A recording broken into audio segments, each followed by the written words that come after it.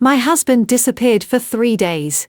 When he returned, he stood in our kitchen, looked me right in the eyes, and told me he needed space to heal his soul. 7 days later, a courier handed me a heavy envelope containing divorce papers. I did not scream. I did not throw plates against the wall. I simply took a black pen and signed on the dotted line. But as I started packing up my home office that afternoon, my eyes caught a tiny, almost invisible reflection, a forgotten security camera tucked behind a row of thick accounting textbooks. I downloaded the footage from the exact days he was supposedly finding himself at a silent retreat. What I saw on that screen made my blood run cold. And then it made me smile. I picked up my phone and dialed my lawyer to say, "We are not doing this divorce. Not after what I just saw." My name is Audrey. I am 33 years old, working as a senior financial auditor, and I am about to show you exactly how to dismantle a manipulative husband using his own arrogance against him. Before I continue this story, let me know where you are watching from in the comments below. Hit like and subscribe if you have ever had to outsmart someone who thought they could destroy your life. The air in our upscale suburban home felt unusually still that Tuesday afternoon. I stood alone at the marble kitchen island, staring down at the legal documents Harrison had his expensive attorney draft. We had been married for 6 years. 6 years of building a life supporting his ambitious career as an investment fund manager and supposedly functioning as a team. The settlement offer was insulting. It suggested I keep the house, which sounded generous until my trained auditor eyes calculated the hidden reality. The property taxes were skyrocketing.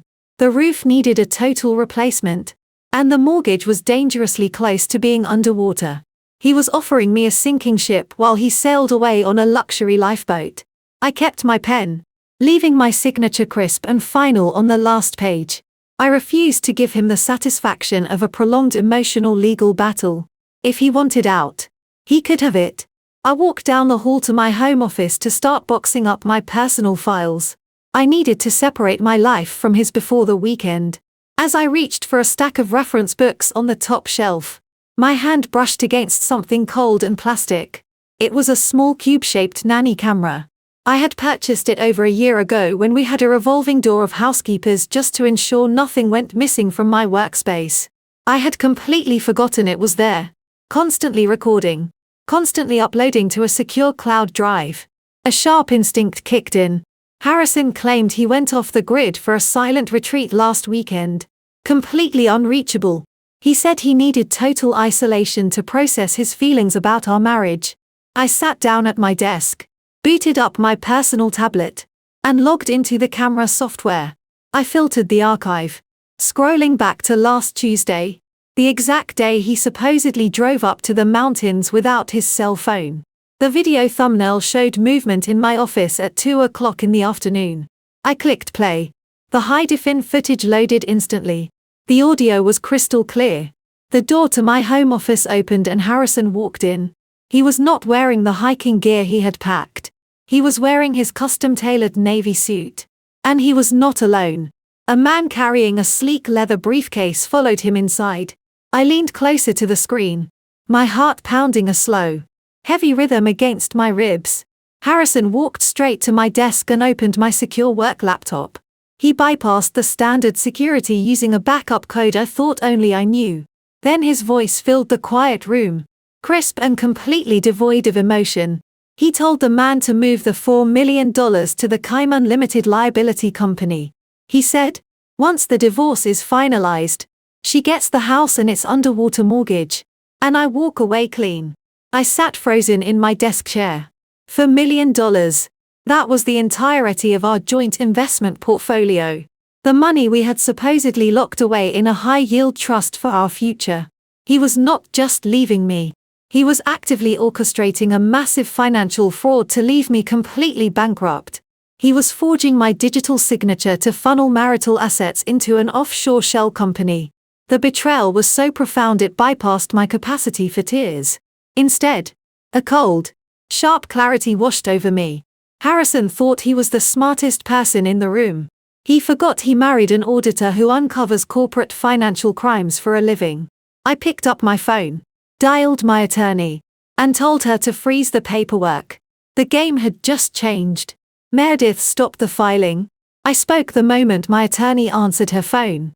My voice was dangerously calm, surprising even myself. Do not submit those signed divorce papers to the court under any circumstances. Meredith paused. Audrey, what happened? Did he threaten you? He did something much worse. I kept my eyes glued to the paused frame on my computer screen, staring at the face of the man I had married. I have him on camera. Meredith. I have high-definition video and crystal-clear audio of Harrison bringing a stranger into our home 3 days ago. They used my secure work laptop to illegally transfer $4 million of our joint marital assets into an offshore shell company. The silence on the other end of the line was heavy. When Meredith finally spoke, her tone had shifted from a sympathetic divorce attorney to a predatory litigator. Are you absolutely certain, Audrey? A claim like that changes everything. I am a senior financial auditor. I reminded her, my fingers flying across my keyboard as I started duplicating the video files to multiple secure cloud servers. Tracking dirty money is literally what corporations pay me top dollar to do. Tracking my own husband's amateur attempt at offshore money laundering is going to be the easiest project of my career. I watched the footage again. He explicitly stated his plan on the recording. He said, once the divorce is finalized, I get this house and its underwater mortgage. And he walks away clean. I heard Meredith typing rapidly on her end. Okay. If he is actively concealing assets in anticipation of a divorce, we are looking at a textbook case of dissipation of marital assets. But if he forged your digital signature to authorize a massive wire transfer, we are crossing over into federal wire fraud and identity theft. Audrey, he is handing us the ultimate weapon. But we have to play this perfectly. Tell me exactly what to do. I said. Do not confront him. Meredith's instructions were sharp and precise. Do not let him know you found that camera. We need him to formally submit his financial disclosure affidavit to the court. We need him to swear under penalty of perjury that his total assets are practically zero. The moment he signs that legal document lying about the $4 million, we have him completely trapped. Can you trace the destination of the funds without alerting his bank? I already am. I replied. I opened a new secure browser tab and accessed my firm's advanced forensic accounting software. I zoomed in on the paused security footage, squinting at the reflection of my laptop screen, visible in the glass doors of my office cabinet. The resolution was just sharp enough. I could make out the routing numbers and the exact name of the Cayman Limited Liability Company they were using. It was registered under the name Apex Holdings LLC. I typed the company name into the global registry database. The results populated instantly. My stomach twisted into a tight knot. Not from sadness, but from pure unadulterated rage. Meredith, I whispered, staring at the registration documents on my screen. He did not just move the money. He used my social security number to register the shell company. He set it up so that if the federal authorities ever investigate this offshore account, the paper trail leads directly back to me. He was planning to leave me bankrupt and frame me for tax evasion. A low whistle came through the phone. Your husband is either a criminal mastermind or the most arrogant fool I have ever encountered, Meredith said. He is a fool who underestimated his wife, I corrected her. I need you to secure that footage, Meredith instructed. Make physical copies. Put them in a safety deposit box. And Audrey, you need to leave that house. If he thinks he has outsmarted you, he will become careless. But if he senses you know something, he might try to destroy the evidence or escalate his behavior. I pulled a blank encrypted flash drive from my desk drawer and began transferring the security footage, the server logs, and the offshore registry documents. I am packing my bags right now, I told her. I will move into a hotel downtown by tonight. He wants this house so badly he can have its crumbling foundation and its toxic energy. Good, Meredith said. We let him think he is winning the war. Let him act arrogant. Let him bring his absurd settlement offers to the mediation table. We will smile, nod, and let him dig his own legal grave. I ended the call, pulling the flash drive from the port and slipping it into the hidden zipper pocket of my purse. I felt a strange sense of liberation. The man I loved was dead, replaced by a greedy stranger on a security tape. But the woman he left behind was entirely awake and armed with the truth. I reached for an empty cardboard box to finish packing my office. Just as I folded the bottom flaps, the heavy wooden front door downstairs slammed open. Heavy footsteps echoed in the foyer. Audrey Harrison's voice rang out, laced with a sickeningly sweet fake concern. "I am home early. We need to talk about the house." I took a deep breath, smoothing my expression into a mask of quiet defeat. The trap was set. Now I just had to welcome him into it. I stepped out of my home office and walked down the hallway to meet him. Harrison was standing in the center of the foyer, dropping his leather briefcase onto the console table. He looked immaculate. His hair was perfectly styled, and his suit was pressed without a single wrinkle. This was not the appearance of a man who was deeply conflicted or emotionally devastated by the end of his marriage. This was a man executing a calculated business transaction. I kept my shoulders slumped slightly, offering him the exact version of the heartbroken wife he expected to see. I crossed my arms defensively, looking down at the hardwood floor before finally meeting his eyes. "You are home early," I said, keeping my voice quiet and unsteady. "I thought you would be at the office until late, preparing for the quarterly review." Harrison let out a heavy dramatic sigh. He walked past me into the kitchen, opening the stainless steel refrigerator to pour himself a glass of sparkling water. "I needed to leave the office," he said, leaning against the cool marble counter. "My energy is completely depleted. Audrey, this transition is incredibly taxing on my mental health. I have been doing a lot of deep journaling, really honoring my truth and acknowledging that this environment is currently filled with toxic attachments. I need to hold space for my own healing without external interference." It took every ounce of my professional self-control not to burst out laughing right in his face.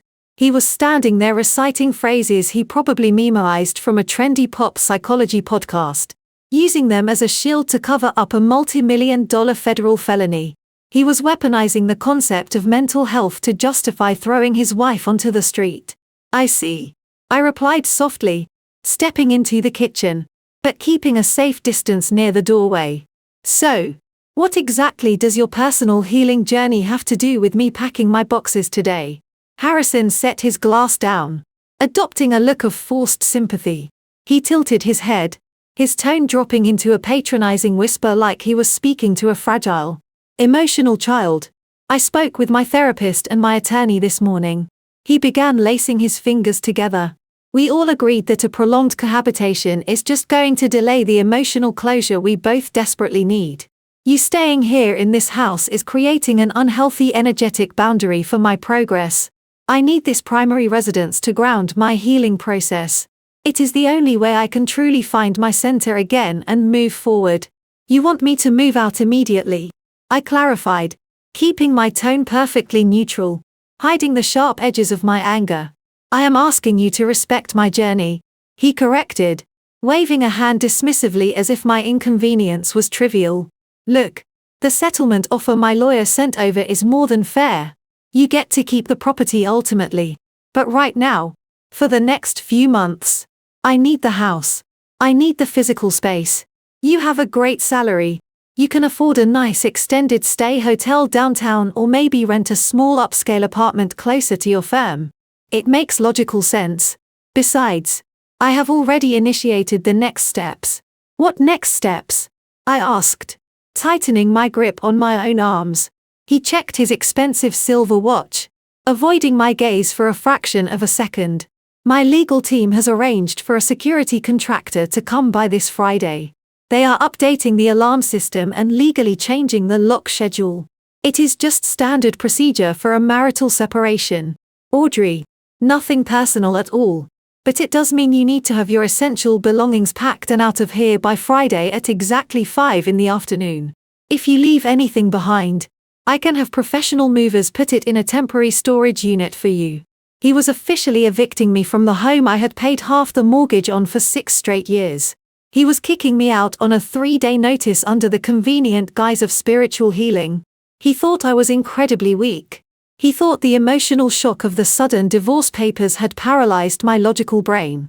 I looked around the pristine kitchen thinking about the massive underwater debt permanently attached to this property.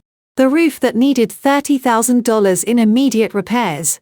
The rising property taxes that were due next month. He was so eager to secure this house, entirely unaware that the asset he was claiming was actually a heavy financial anchor that would drag him to the bottom. Friday at 5. I repeated, letting my voice waver just enough to sound genuinely overwhelmed. Harrison. That is barely 3 days away.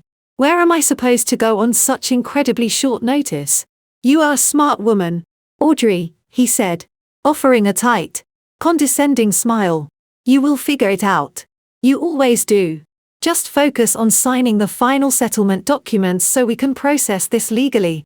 Once that is done, we can both move forward in absolute peace. Do not make this a hostile situation. Let us just act like mature adults.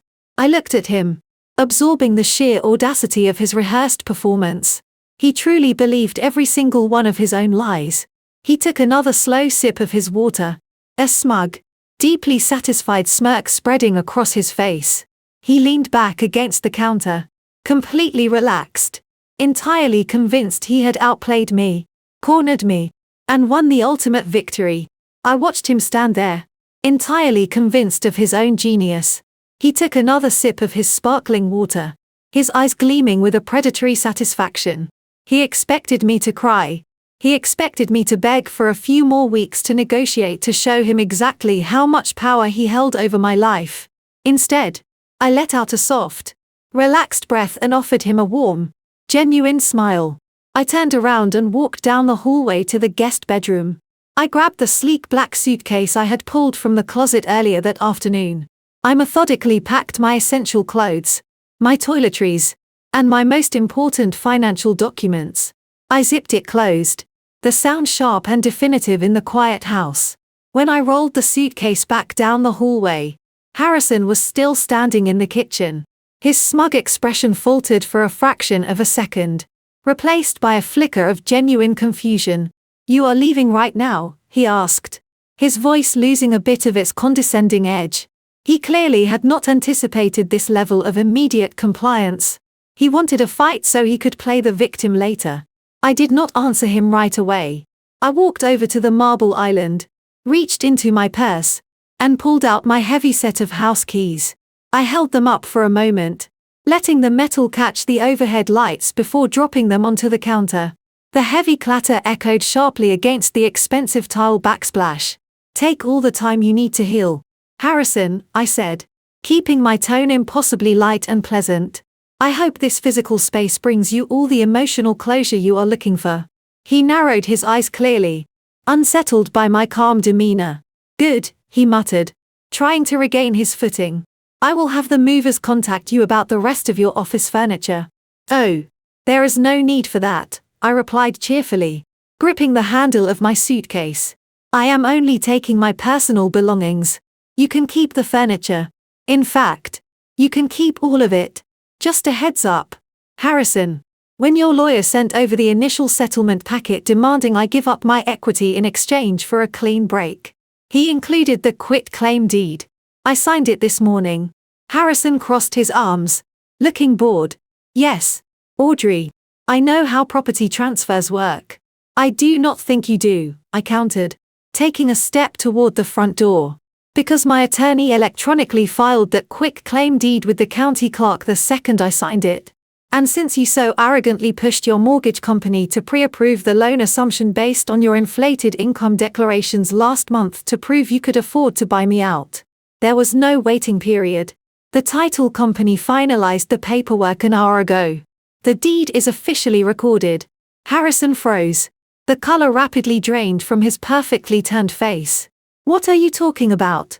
I am talking about the $30,000 roof replacement we scheduled for next month, I said, my voice dropping its cheerful facade and turning ice cold. I am talking about the skyrocketing property taxes due in 3 weeks.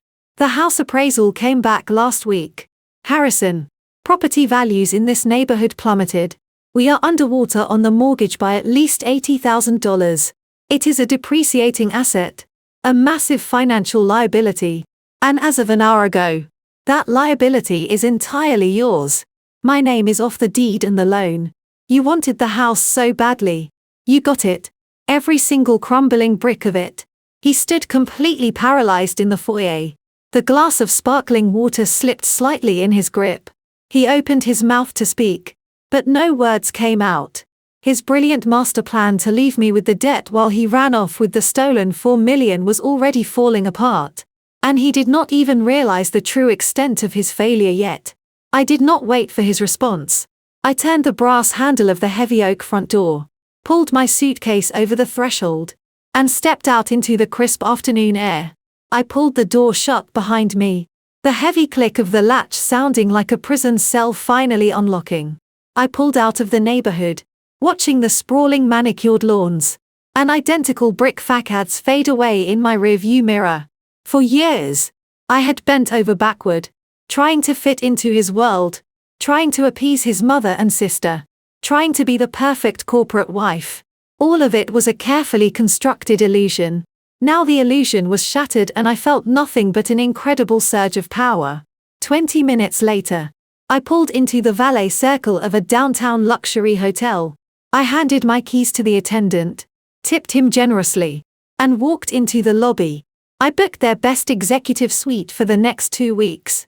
I needed a secure environment with high-speed internet and zero interruptions. Once I got to my room on the 15th floor, I did not unpack my clothes. I went straight to the sleek glass desk by the window, pulled out my laptop and retrieved the encrypted flash drive from my purse. Harrison had played his opening hand. Tomorrow the rest of his family would inevitably try to play theirs.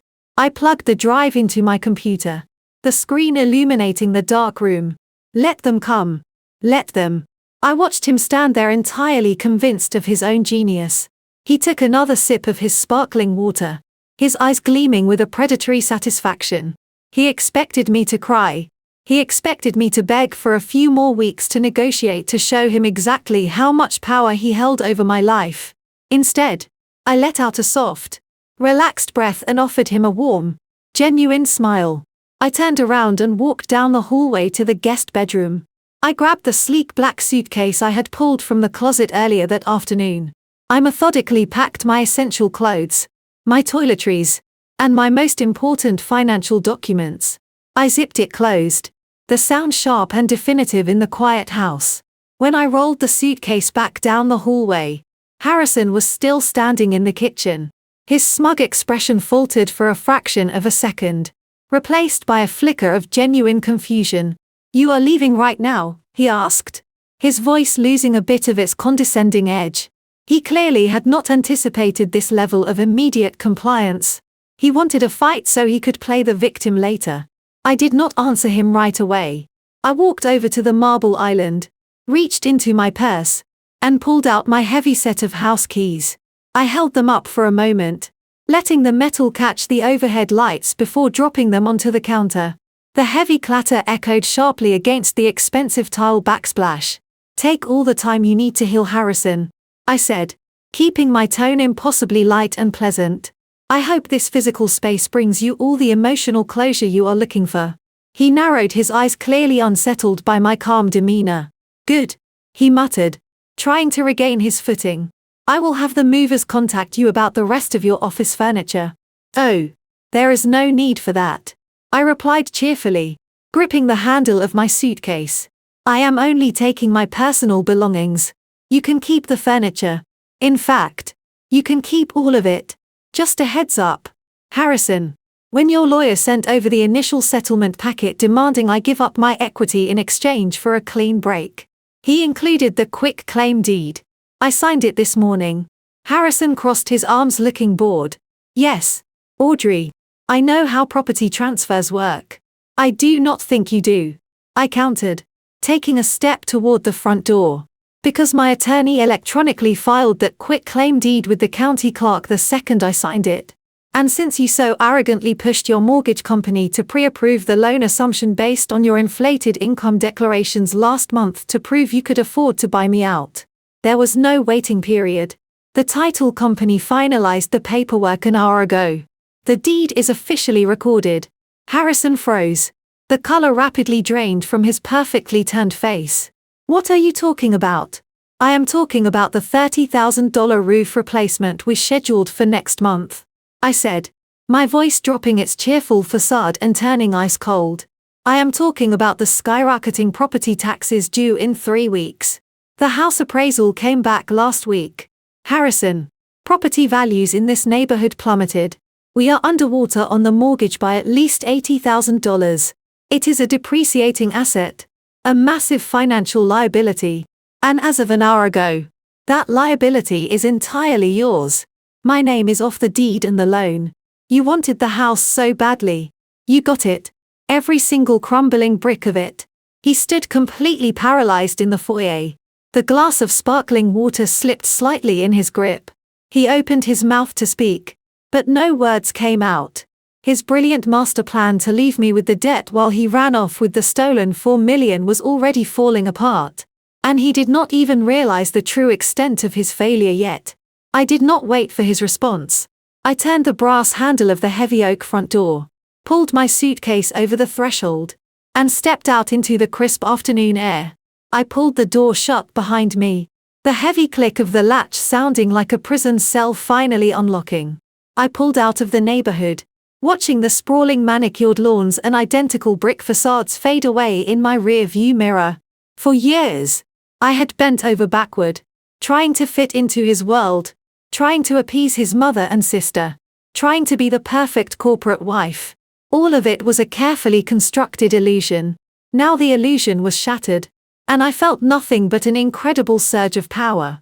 20 minutes later, I pulled into the valet circle of a downtown luxury hotel. I handed my keys to the attendant, tipped him generously, and walked into the lobby. I booked their best executive suite for the next 2 weeks. I needed a secure environment with high-speed internet and 0 interruptions. Once I got to my room on the 15th floor, I did not unpack my clothes.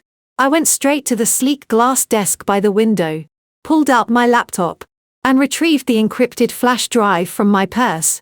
Harrison had played his opening hand. Tomorrow, the rest of his family would inevitably try to play theirs. I plugged the drive into my computer, the screen illuminating the dark room. Let them come. I looked down at the massive sparkling stone on my left hand. For years, I had worn it carefully, making sure never to bang it against hard desk edges, treating it with the extreme reverence Beatrice insisted a 6th-generation family heirloom deserved. I slowly slid the metal band past my knuckle. The ring felt remarkably light in my palm, a detail I had deliberately ignored for years out of respect for their supposed rich family history. I held it up between my thumb and index finger. Beatrix's eyes gleamed with greedy triumph, fully believing I was conceding defeat under the crushing weight of public pressure. She extended her hand further, her manicured fingers twitching with anticipation. Instead of placing the ring into her waiting palm, I reached for the tall glass of ice water sitting next to my keyboard. I held the ring directly over the rim and simply let go. It dropped into the water and sank instantly to the bottom, hitting the thick glass with a dull, hollow clink. The stone immediately lost all its manufactured fire and brilliance, looking exactly like a piece of cheap, cloudy glass submerged in the melting ice. Beatrice gasped sharply, practically lunging across my desk and plunging her bare hand into my water glass to retrieve it. "What are you doing?" she shrieked, freezing water dripping onto her expensive silk blouse and polished shoes. "You are ruining it." I calmly clicked my mouse, minimizing my spreadsheets, and opening a locked folder on my desktop labeled Personal Insurance. I grabbed the edge of my large high-definition monitor and turned it around so it faced her Naomi and the dozen co-workers who were eagerly watching the spectacle unfold.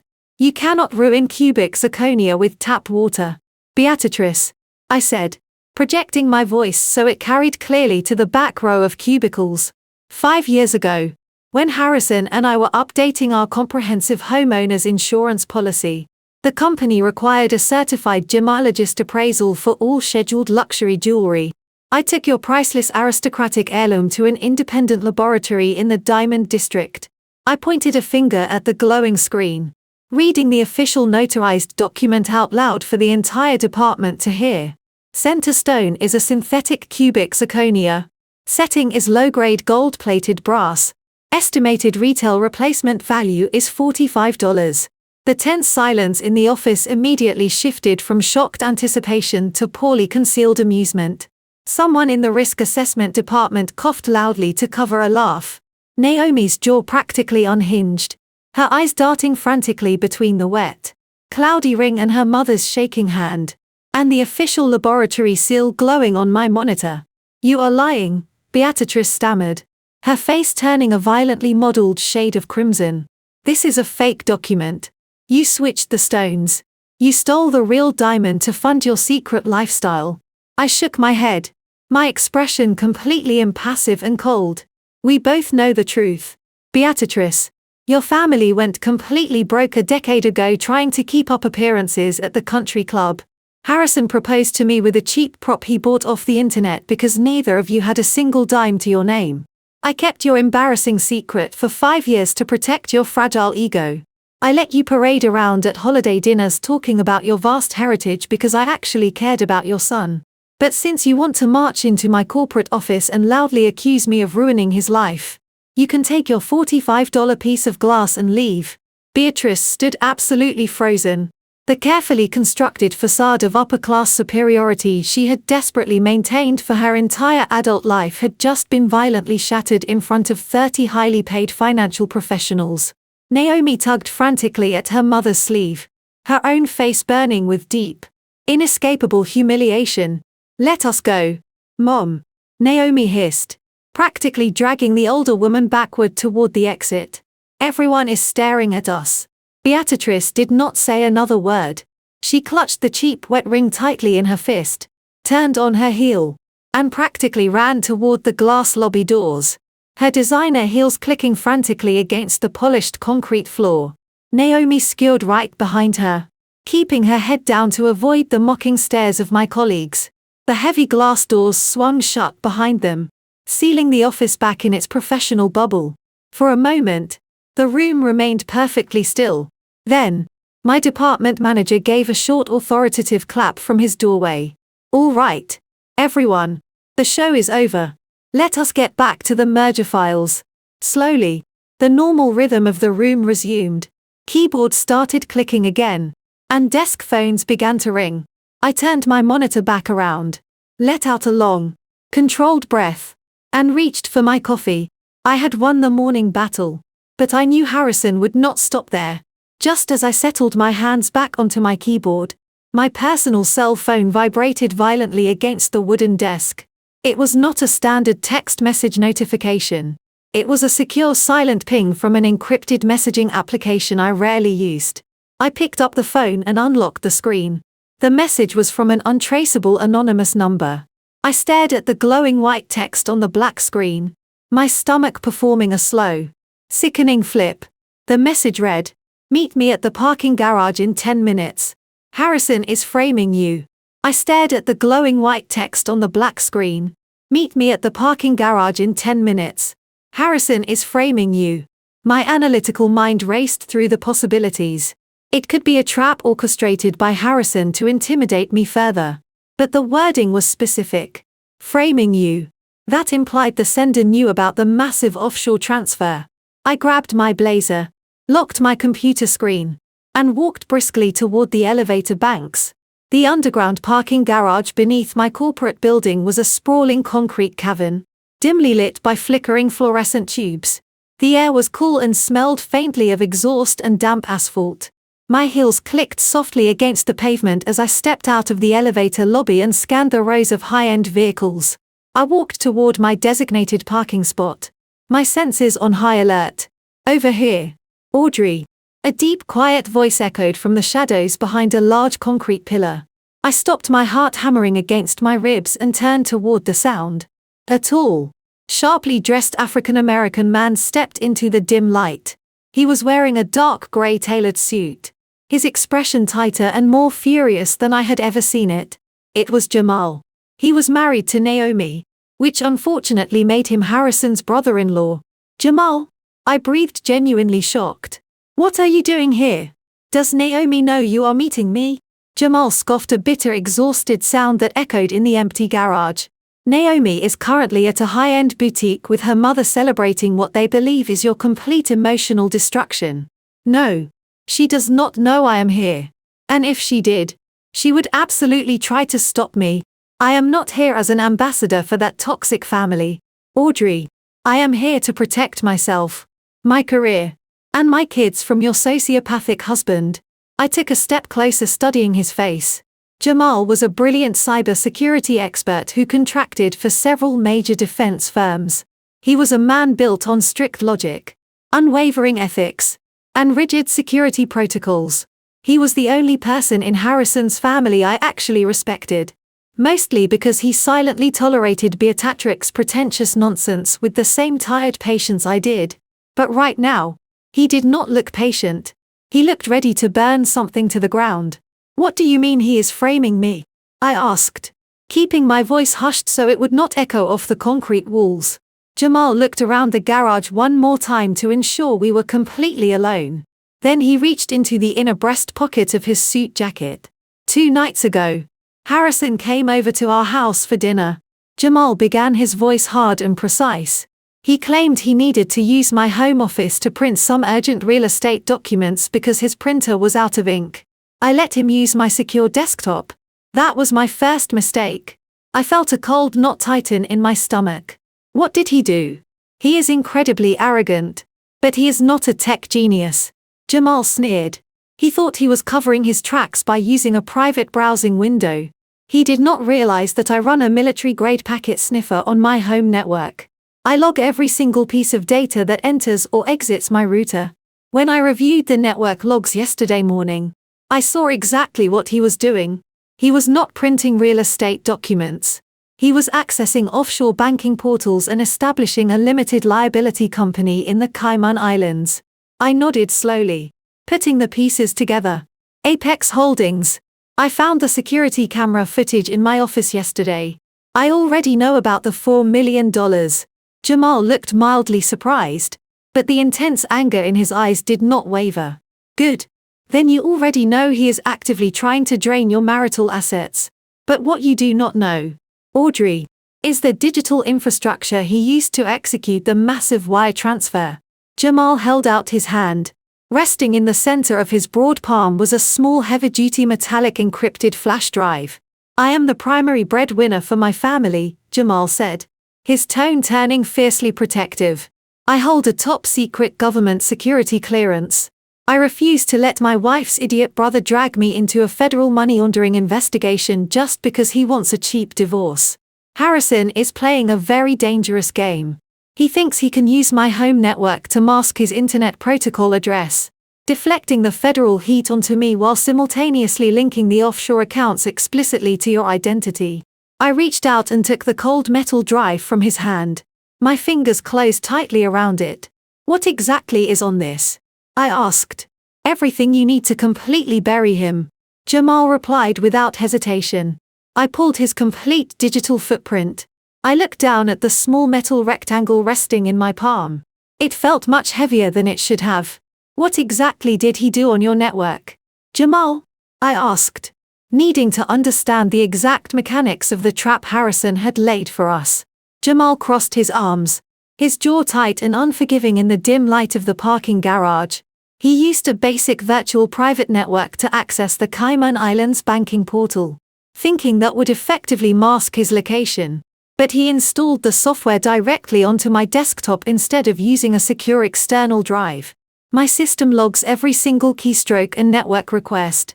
I have the exact timestamps, the rowing data, the session durations, and the confirmation receipts.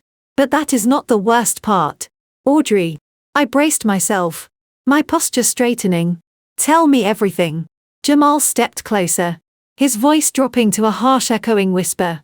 He did not just use your name to set up Apex Holdings. He used your full social security number, your scanned passport, and a highly accurate digital copy of your signature. He explicitly listed you as the sole managing director of the offshore entity. Then he initiated the wire transfer of the $4 million from your joint brokerage account. My mind spun rapidly. perfectly aligning the financial data with the technical facts. So, he is stealing our marital funds but making it look like I am the one aggressively hiding the money before the divorce is finalized. Exactly, Jamal confirmed grimly. But he took it a significant step further. By executing the transaction from my home internet protocol address, he created a fabricated digital paper trail. If the federal authorities flag the $4 million transfer as suspicious, and they absolutely will because the Internal Revenue Service closely monitors offshore movements of that size through the international banking system, they will immediately subpoena the digital records. The realization hit me like a physical blow to the chest. The authorities will trace the origin of the wire transfer directly to your house, I said, the absolute horror of the situation dawning on me. Jamal nodded slowly, his eyes burning with controlled fury. Yes, the feds will look at the network data and logically conclude that you came to my house, used my computer, and collaborated with me to launder $4 million and defraud your husband. We both take the fall for federal wire fraud and conspiracy. I lose my top-secret government security clearance, my entire career in cybersecurity, and potentially my freedom. You go to federal prison for financial crimes. And Harrison plays the innocent victim, walking away with a clean slate and a hidden fortune, securely tucked away in the Caribbean. A cold, dangerous anger flooded my veins, completely washing away any lingering shock or betrayal I felt about my failed marriage. Harrison was not just greedy or selfish. He was a textbook sociopath willing to completely destroy multiple lives just to ensure he did not have to split his assets in a standard legal divorce. He was willing to send the father of his own nieces and nephews to federal prison just to neatly cover his tracks. I tightened my grip on the flash drive, feeling the sharp metal edges press into my skin. My professional instincts, honed over a decade of forensic auditing and corporate fraud investigation, took complete control of my mind. Have the funds fully cleared into the Cayman account yet? I asked, my voice snapping back to a crisp, authoritative tone. Jamal shook his head. No. International wire transfers of that massive magnitude require a strict multi-step clearing process, especially when moving from a domestic brokerage account to an offshore holding company. The money is currently sitting in an intermediary escrow account within the international banking network. The receiving bank in the Cayman Islands requires a final verification protocol before they legally release the funds into the Apex Holdings account. Harrison does not have access to my primary verification methods, I calculated out loud, my brain working through the banking security layers. He would need a secondary authorization token to push the money through the final gateway. He set up a dedicated email address mimicking your professional contact information.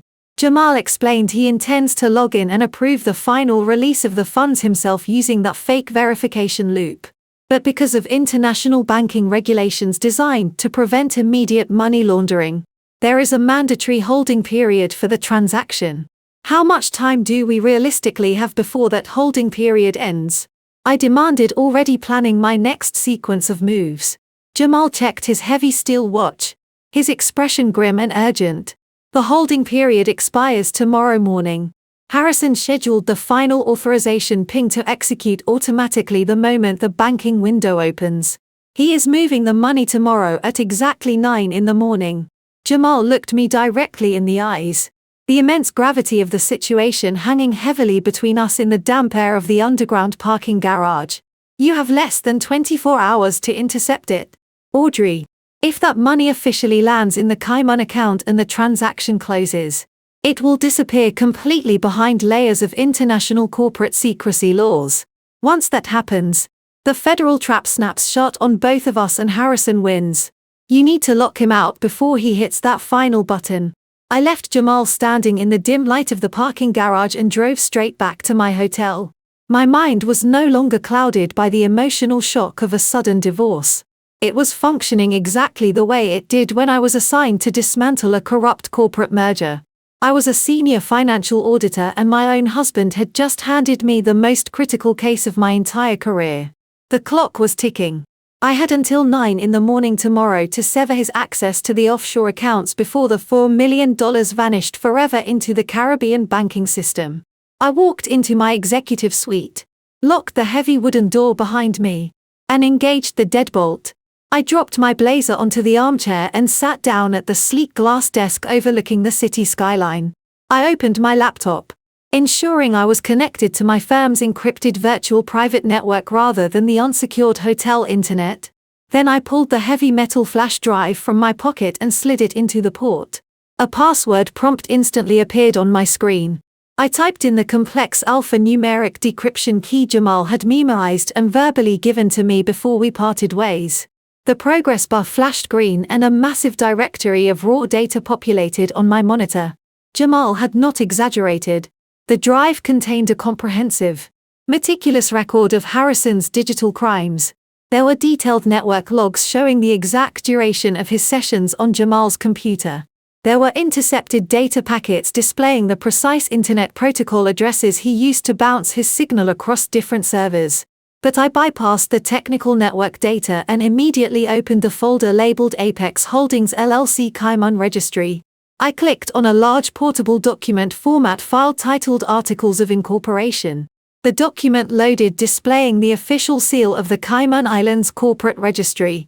I scrolled past the standard legal jargon, my eyes scanning the dense paragraphs of the corporate charter. Harrison had structured Apex Holdings as a classic wealth shielding vehicle. It was designed to absorb liquid assets and instantly convert them into untraceable corporate shares. On page 14, I found the executive management declarations. There, glaring back at me from the bright screen, was a highly sophisticated digital forgery of my own signature. He had flawlessly replicated the slight slant of my handwriting, explicitly naming me as the sole managing director of the company. A cold wave of disgust washed over me. He was legally binding me to a massive international money laundering operation. If the federal authorities ever pierced the corporate veil of Apex Holdings, my name would be the only one on the chopping block. I kept scrolling, moving down to Schedule B of the corporate charter. This section detailed the beneficiary rights of the limited liability company. In standard offshore asset protection schemes, the beneficiary is usually listed as another anonymous corporate entity or a blind trust to maintain absolute secrecy. I fully expected to see another layer of shell companies designed to completely hide the final destination of the money. Instead, Harrison had gotten incredibly arrogant and remarkably sloppy. He did not use a blind trust. He did not use a corporate proxy. He filled out the beneficiary distribution forms with the details of a real living human being. I stared at the name typed neatly in the primary beneficiary box, my breath catching slightly in my throat. The name on the document was Madison Reynolds. My mind instantly flashed back to the corporate holiday party 6 months ago. Madison Reynolds was Harrison's new executive assistant. She was 24 years old, a recent college graduate with a bright smile and a habit of standing just a little too close to my husband when she handed him his drinks. I remembered the way Harrison had looked at her that night across the crowded ballroom. A look I had naively dismissed as simple professional mentorship. The final pieces of the puzzle snapped into perfect, horrifying alignment. Harrison was not just hiding our marital assets to avoid splitting them in the divorce settlement. He was not just trying to ruin me financially.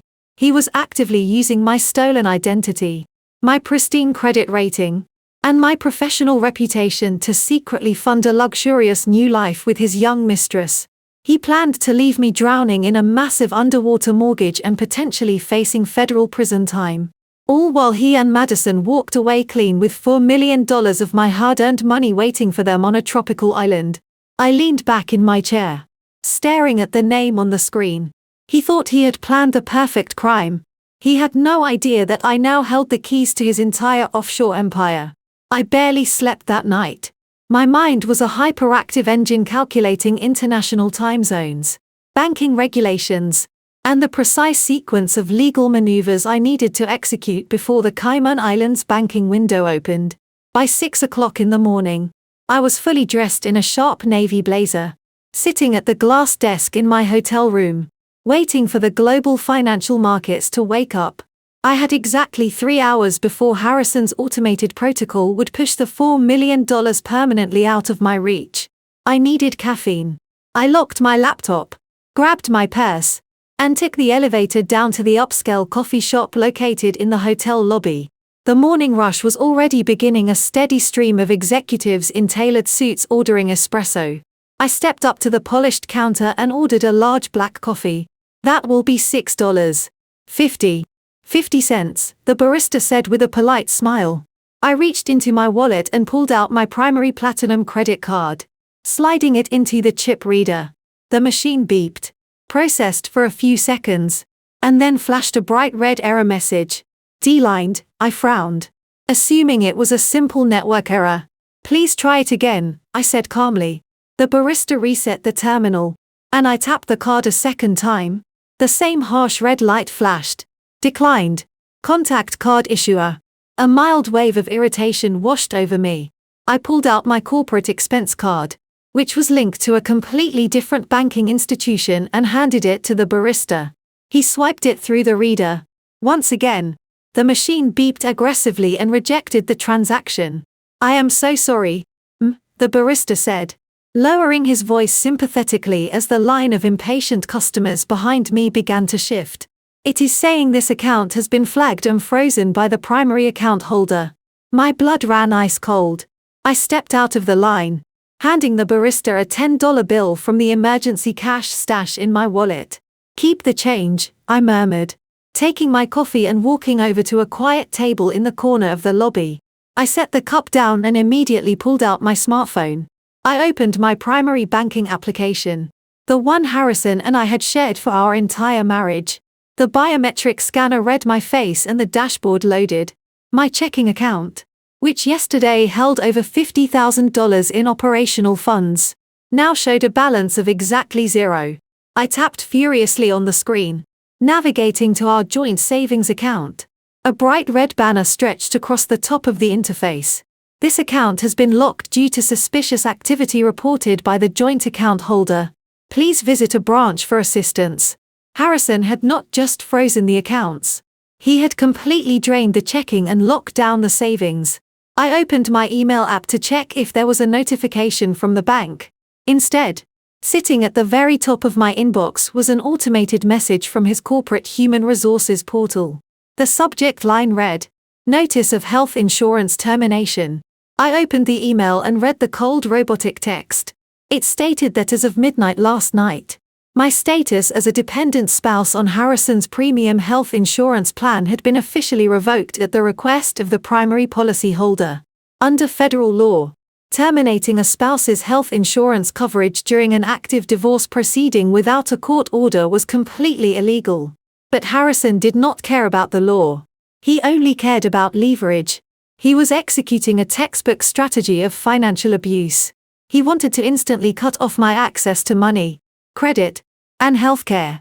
He wanted me to wake up in a hotel room, realize I could not even buy a cup of coffee, and panic. He assumed I was a fragile, dependent woman who would instantly crumble under the pressure of financial starvation. He wanted me desperate enough to sign away my rights just to survive the week.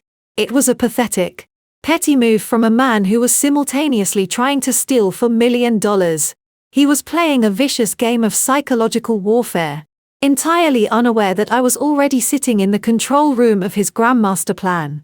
My phone vibrated violently against the table, jarring me from my thoughts. The screen lit up with a new text message. It was from Harrison.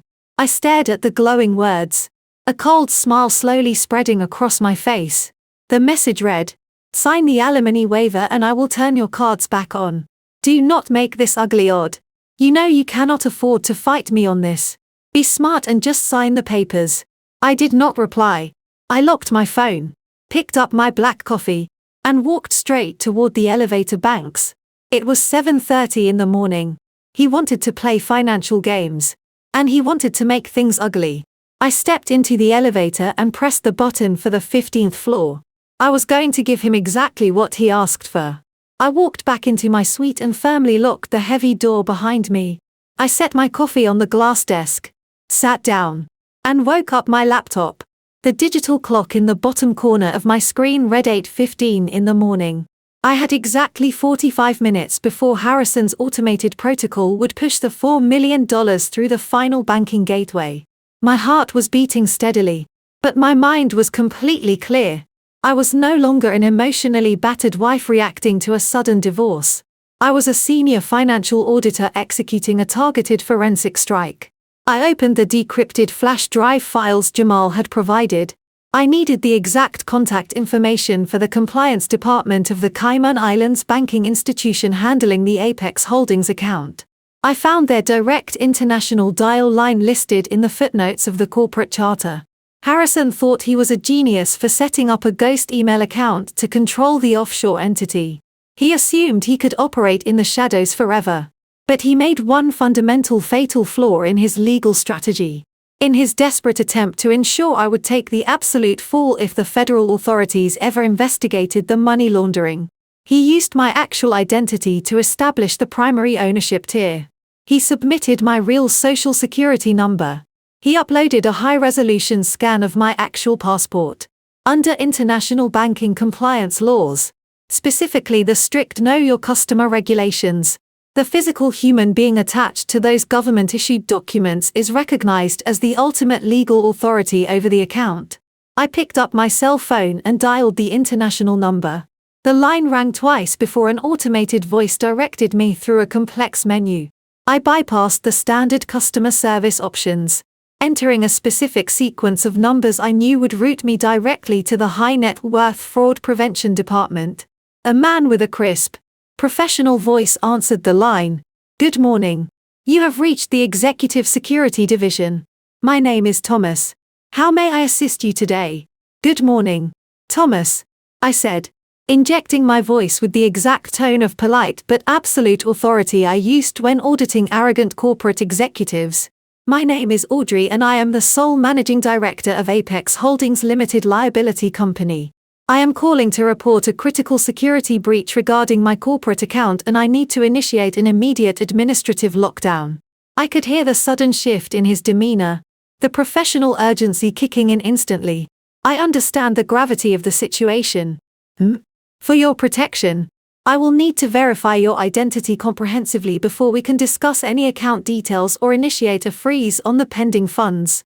Proceed," I instructed, calmly, pulling up the digital copy of the forged incorporation documents on my screen.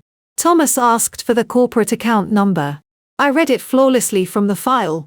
He asked for the date of incorporation, the registered agent address, and the precise amount of the pending inbound wire transfer. I provided every single detail without a fraction of a second of hesitation. "Thank you," he said, his keyboard clacking rapidly in the background. "Now, I must ask you a series of personal verification questions generated from the public records associated with your social security number to confirm you are the authorized beneficiary." This was the moment of truth. Harrison had likely anticipated basic security questions, but offshore banks dealing with millions of dollars utilized advanced out-of-wallet verification systems. These algorithms pulled obscure data from deep within a person's credit history. Thomas asked for my mother's maiden name. I gave it to him. He asked for the make and model of the first car registered in my name when I was 18. I told him it was a silver sedan. Then he asked a question Harrison could never have successfully predicted. He asked for the exact street address of the apartment I lived in during my sophomore year of college, a rundown place I had rented with 3 roommates long before Harrison and I ever met. I rattled off the street name and apartment number perfectly. There was a brief tense pause on the line. "Thank you, Audrey," Thomas finally said, his tone relaxing into one of absolute compliance. "Your identity has been fully authenticated. However, I must note that you are calling from a phone number that does not match the primary contact information we have on file. The system shows an alternative email address for administrative alerts. That is the exact nature of the security breach," Thomas explained smoothly, leaning perfectly into my role as the victim of corporate espionage. My personal devices were compromised over the weekend by a malicious third party. They attempted to alter my contact profiles to intercept the pending wire transfer. That unauthorized email address you see on your screen was created by the hackers. I need you to permanently delete it from the system right now. Understood completely. I am wiping the unauthorized contact data from the Apex Holdings profile immediately. You are confirmed as the sole owner and administrator. How would you like to proceed with the pending transaction? Madison crossed her legs, smoothing her hands over the slight curve of her stomach. She looked at me with an expression that was equal parts pity and victory. Harrison told me you were staying here. Audrey, she began, her voice dripping with artificial sweetness. I thought it would be best if we just talked woman to woman without the lawyers making everything so hostile. I took a slow sip of my cappuccino, letting the warm ceramic mug rest in my hands. I did not say a single word. I simply let her fill the tense silence with her own misplaced arrogance. Look, I know this is incredibly hard for you, Madison continued, leaning forward slightly, her eyes wide with manufactured sympathy. Nobody wants to wake up and realize that their marriage is completely over. But Harrison has moved on. He finally found someone who truly understands him. Someone who can actually give him the family he always wanted. She patted her stomach again, making absolutely sure I did not miss the deliberate gesture. He needs a real woman, Audrey, she stated, her tone shifting from fake sympathy to sharp condescension. Not a cold corporate auditor who cares more about examining spreadsheets than taking care of her own husband. It was almost comical how perfectly she had memorized Harrison's manipulative script. He had convinced this naive 24-year-old girl that he was a trapped, emotionally starved victim and she was his beautiful, youthful savior. She actually believed she had won a grand prize. You need to stop being so bitter, she demanded, her frustration growing when I failed to react to her petty insults. Harrison is incredibly stressed right now because you are dragging this out. He told me you refused to sign the settlement agreement and the alimony waiver. You're just trying to punish him because he fell in love with me. Is that exactly what he told you? I asked. My voice was barely above a whisper, perfectly calm and devoid of any emotion. He tells me everything, Madison shot back, proudly lifting her chin to look down at me. We do not have any secrets. We are equal partners. We are building a beautiful life together. We are even looking at premium real estate in Aspen for our winter home. So, you really just need to sign those divorce papers today and let him go. If you decide to make this ugly, his legal team is going to completely destroy you. You will be left with absolutely nothing. I looked down at the designer handbag sitting on the table. It was a classic, highly recognizable status symbol. The kind of extravagant purchase a controlling man makes when he wants to buy an illusion of wealth, loyalty, and silence. I looked back up at Madison. She was so young, so blindingly arrogant, and completely oblivious to the massive federal trap she was currently sitting in. You genuinely think you are partners, I stated, leaning back comfortably in my chair. You think he tells you everything? I know he does, she insisted, her perfectly manicured nails tapping a rapid, impatient rhythm against the table. He loves me. Did he tell you about Apex Holdings? I asked. I dropped my voice an octave, letting the name of the offshore company slice through her rehearsed confidence like a scalpel. Madison froze. The rhythmic tapping of her nails stopped instantly. A flicker of genuine confusion followed almost immediately by a dark shadow of panic crossed her perfectly made-up face. She tried to recover her composure, forcing a weak, dismissive laugh.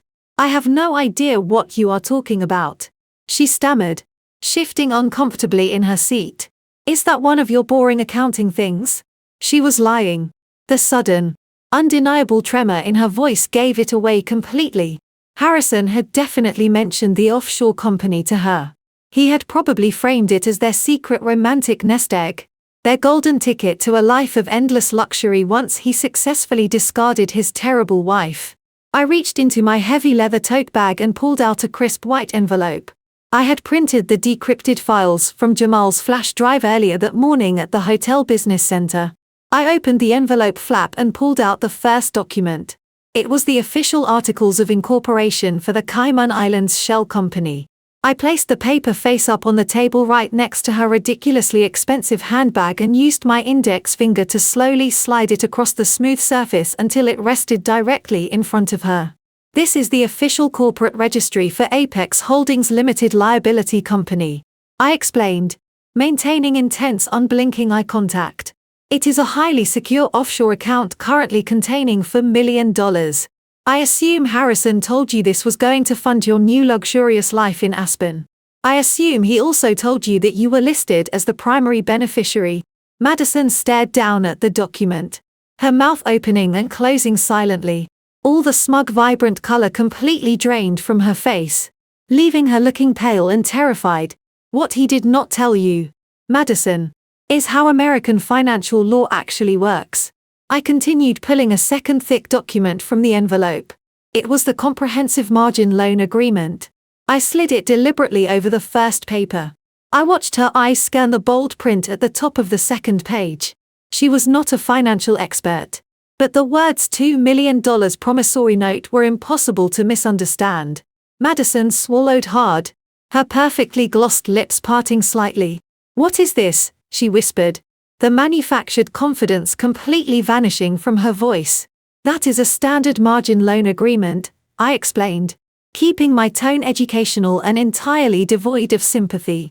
"Harrison needed liquid cash immediately to fund his new lifestyle with you. He needed to buy you expensive designer bags to keep you impressed and compliant. But he could not simply withdraw the $4 million from the Cayman account without triggering massive federal red flags during our active divorce proceedings. So, he used the offshore account as collateral to secure a $2 million international loan." Madison shook her head rapidly, her meticulously curled hair bouncing around her shoulders. "Okay. But he is rich. He makes a fortune at the firm. He can easily pay off a loan." "He is not rich, Madison. He is highly leveraged," I corrected her smoothly. "Everything he owns is built on debt and marital assets that are currently frozen. But that is not the part you need to worry about. Look closely at the signature line on the second page. Look at who he listed as the primary guarantor of the debt." I watched her gaze drop to the bottom of the document. Her eyes widened in pure horror. "He put my name." She breathed, her voice trembling. She looked up at me, panic flooding her features. "I never signed this. Audrey. I swear to you. I never signed any loan documents." "I know you did not," I replied calmly. "He forged my signature to establish the offshore company and illegally move our marital assets. Do you honestly believe he would hesitate for a single second to forge your signature to secure his own spending money? By making you the primary beneficiary of the shell company, he created the perfect legal loophole to list you as the sole guarantor of the loan. He used you as a human shield. Madison, if the federal authorities start investigating his financial crimes, the paper trail points directly to me. But if the bank comes looking for their $2 million, the collection agencies will come directly after you." Tears welled up in her eyes, threatening to ruin her flawless makeup. "This cannot be legal. I will tell the police. I will tell them he forged it." "You can certainly try," I said, taking another sip of my cappuccino. "But you have been happily accepting lavish gifts purchased with stolen marital funds. You are currently carrying a $20,000 handbag that was bought with dirty money. The authorities will look at your lifestyle and logically conclude that you are an active, willing accomplice in his money laundering scheme." Madison pushed herself back from the table, her chair scraping loudly against the polished floor. "You are making this up. You are just jealous." I leaned forward, resting my elbows on the table and locking my eyes onto hers. "Let me explain the brutal reality of American financial law to you. Because Harrison used my identity to open that offshore portfolio, I am legally recognized as the sole managing director. And at exactly 8:30 this morning, I called the Cayman Islands Compliance Department. I changed all the passwords, locked the two-factor authentication to my personal device, and legally froze the entire $4 million account." Madison stopped breathing. The reality of the trap finally snapped shut around her. When the international bank realizes that the primary collateral securing their margin loan has been permanently frozen in a domestic divorce dispute, they will immediately call in the debt. I explained, my voice cold and precise. They will demand their $2 million back immediately. And when Harrison cannot pay them because I have locked him out of every single account he has, they are going to aggressively pursue the primary guarantor. I offered her a bright, empty smile. "Congratulations, Madison. You are not marrying a millionaire. You are marrying a federal suspect." And as of 9 o'clock this morning, you are officially on the hook for $2 million in fraudulent international debt. I hope the handbag was worth it." She did not say another word. The blood had completely drained from her face, leaving her looking sickly and terrified. She snatched the designer bag off the table so quickly she knocked over her glass of water, the ice spilling across the wood. She turned and practically sprinted out of the hotel cafe, ignoring the annoyed stares of the other patrons. I watched her run through the lobby doors and disappear onto the busy city street. She was running straight to Harrison to demand answers he could not possibly provide. I pulled a napkin from the dispenser, calmly wiping up the spilled water. Just as I finished my breakfast, my phone began to vibrate violently on the table. The screen lit up with an incoming call from Harrison. He had finally realized the money was gone. I smiled, picked up my phone, and sent his call straight to voicemail. Let him panic. My phone did not stop ringing. As I walked out of the hotel cafe and across the expansive marble lobby, the device buzzed frantically against the palm of my hand. One missed call turned into 5, then 12, then 20. Harrison was relentlessly pounding my number, his desperation radiating through the cellular network. I stepped into the elevator, pressed the button for the 15th floor, and watched the digital floor numbers climb. With every passing second, his carefully constructed reality was collapsing, and I was savoring the absolute silence of simply not answering.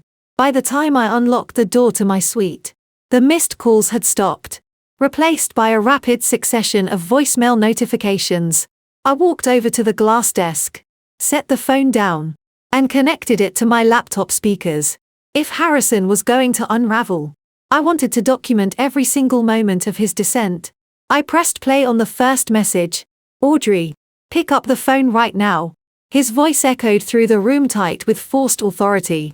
"There is some kind of massive administrative error with my banking portal. The system is completely locked and the offshore representative refuses to speak with me. Call me back immediately so we can get this sorted out before the market closes." He was still trying to play the commanding husband, still assuming I was completely ignorant. I clicked the next audio file.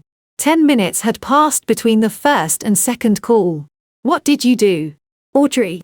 The second voicemail was entirely different. The polished corporate tone was gone, replaced by raw, unhinged panic. "The bank compliance officer just told me the account is under a level 5 security freeze authorized by the managing director. You have absolutely no right to touch Apex Holdings. That money belongs to me. You need to call the Cayman office right now and lift that freeze, or I swear to you, I will make your life a living nightmare." I paused the playback, a cold smile forming on my lips. In his blind rage, he had just explicitly admitted that the $4 million in the Cayman account belonged to him, perfectly contradicting the sworn financial disclosure affidavit he was legally required to submit in our divorce. I opened a new encrypted folder on my desktop titled Harassment and Intimidation Evidence and carefully downloaded the audio files. I clicked play on the third voicemail. This one was left just 5 minutes ago, right after Madison presumably burst into his office in a state of absolute terror. "You vindictive psycho." Harrison was practically screaming into the microphone, his breathing heavy and ragged. "What did you say to Madison? She just came into my office hyperventilating, screaming about a $2 million international margin loan. And then she threw her engagement ring at my head and ran out. She will not answer my calls. My credit cards are declining everywhere. You think you can steal my future? You think you can lock me out of my own money and turn her against me? I will legally destroy you, Audrey. I will drag you through the mud until you have nothing left." I stopped the recording. It was a masterpiece of self-incrimination. He had confirmed the existence of the offshore account, admitted to the fraudulent margin loan, and verified his relationship with his mistress, all while delivering a textbook verbal threat. He was doing all the heavy lifting for my legal team. I attached the audio files to a secure email and sent them directly to my attorney, Meredith. I added a brief note explaining that Madison had officially abandoned ship and the offshore funds were securely frozen. Less than 5 minutes later, my phone rang again. This time, the caller identification displayed Meredith's office number. I answered immediately. Audrey, I just listened to the voicemails, Meredith said, her voice practically buzzing with professional excitement. Your husband is completely unraveling. He just handed us federal evidence of financial manipulation and domestic intimidation on a silver platter. I am sending these recordings straight to the forensic transcription service. He is backed into a corner.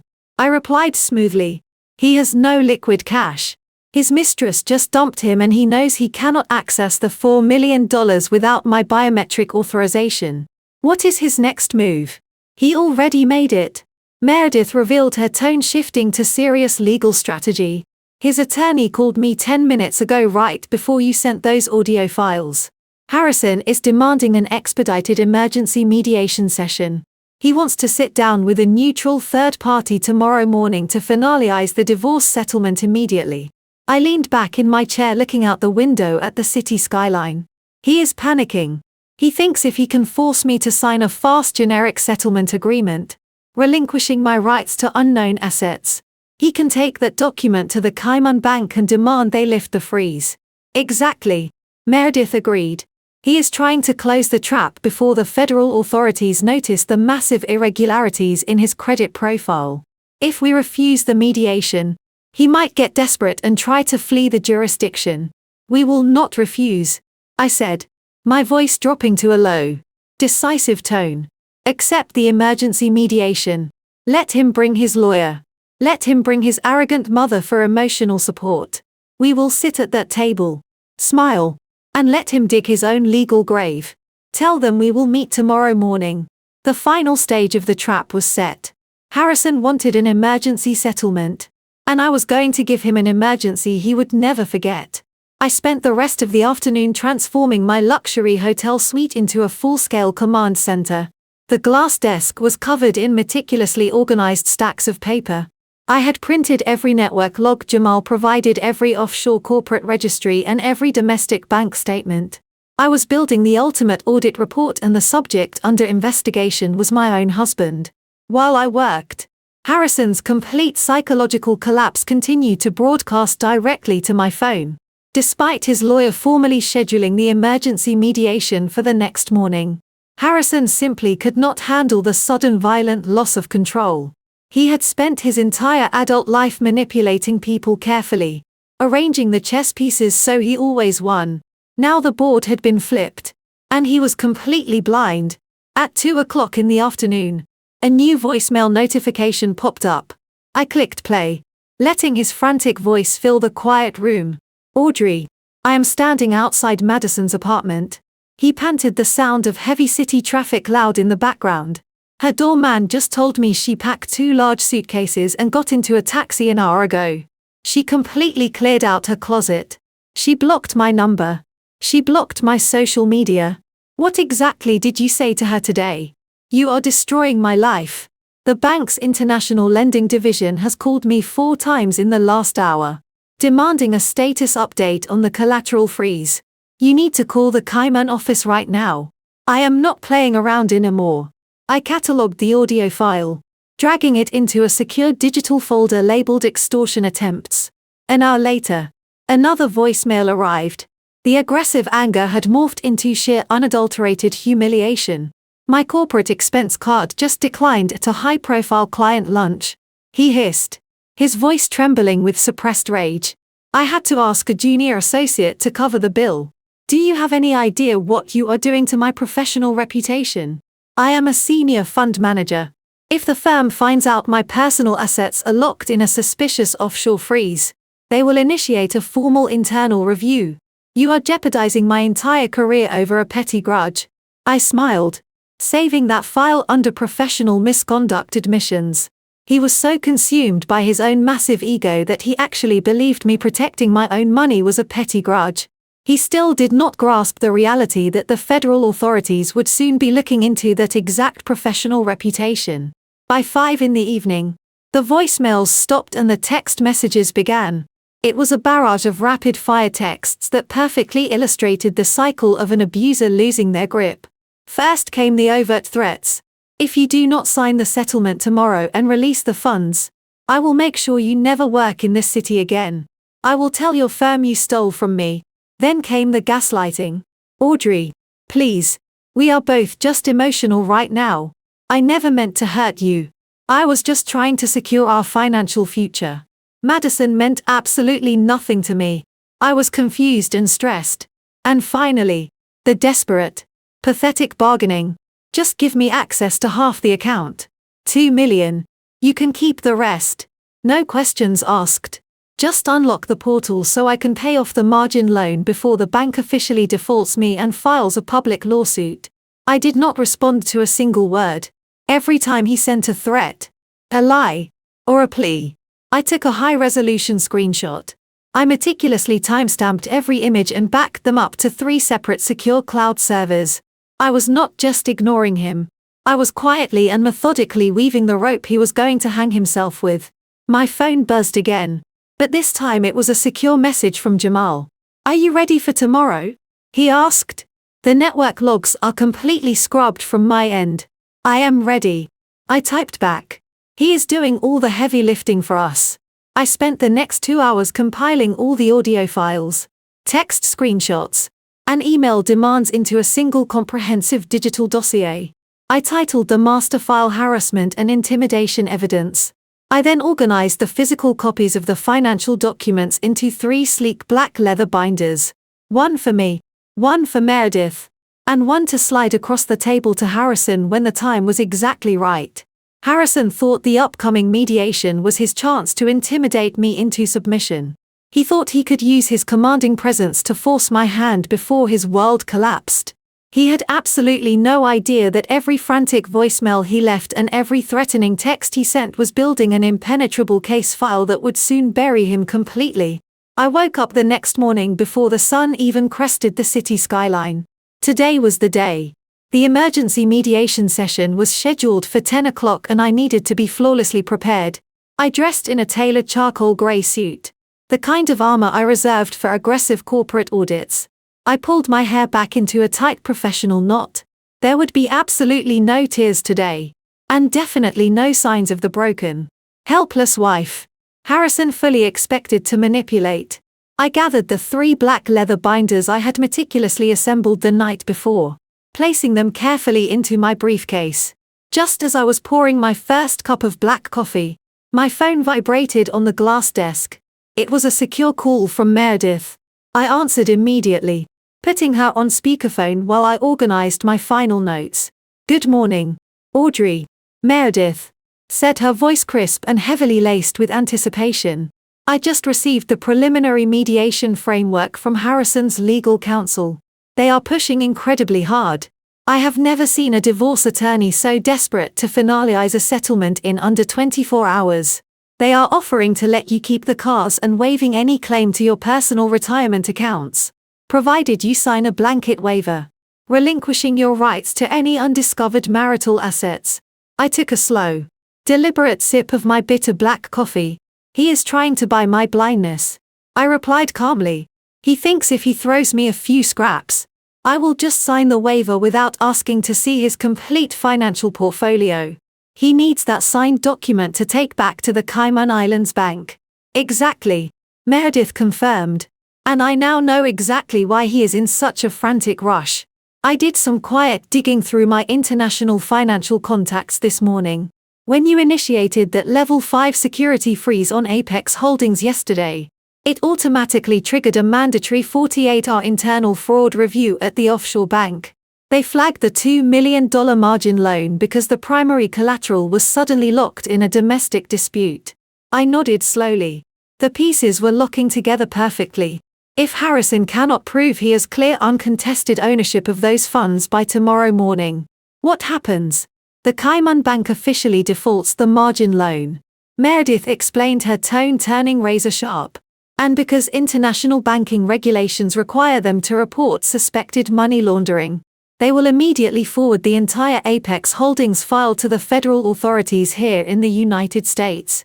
Harrison is looking down the barrel of a massive federal investigation. He absolutely must have your signature on that divorce decree today to unfreeze the account and stop the bank from calling the authorities. He is terrified, I said softly, feeling a deep wave of satisfaction. That is why he was leaving those unhinged voicemails all afternoon. He knows the clock is running out. It gets better. Meredith continued, a hint of dark amusement in her voice. His attorney just submitted a formal addendum to the mediation rules. Harrison is requesting that his mother, Beatrice, be allowed to sit in the room during the negotiations. He claims he needs her there for emotional support during this difficult transition. I actually laughed out loud. The sound echoed brightly in the quiet hotel room. Emotional support. He did not need his mother to hold his hand. He was bringing Beatrice because she was his primary weapon of intimidation. He knew how much she despised me, and he wanted her sitting directly across the table, glaring at me, making snide comments, and applying maximum psychological pressure to force me into submission.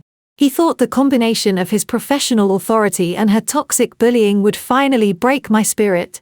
What do you want me to tell his lawyer? Meredith asked. I can easily block her from entering the room. Mediation is strictly for the primary parties and their legal counsel. We have every right to refuse her presence and demand a closed session. I looked down at the heavy black binders resting in my briefcase. Inside those leather covers was the irrefutable evidence of a massive federal crime. A forged signature, a secret mistress, and a coordinated campaign of financial abuse. Harrison was walking into a slaughterhouse completely convinced he was the butcher. I wanted him to feel as powerful and untouchable as possible right up until the very last second. I picked up the cell phone from the glass desk, taking it off speaker.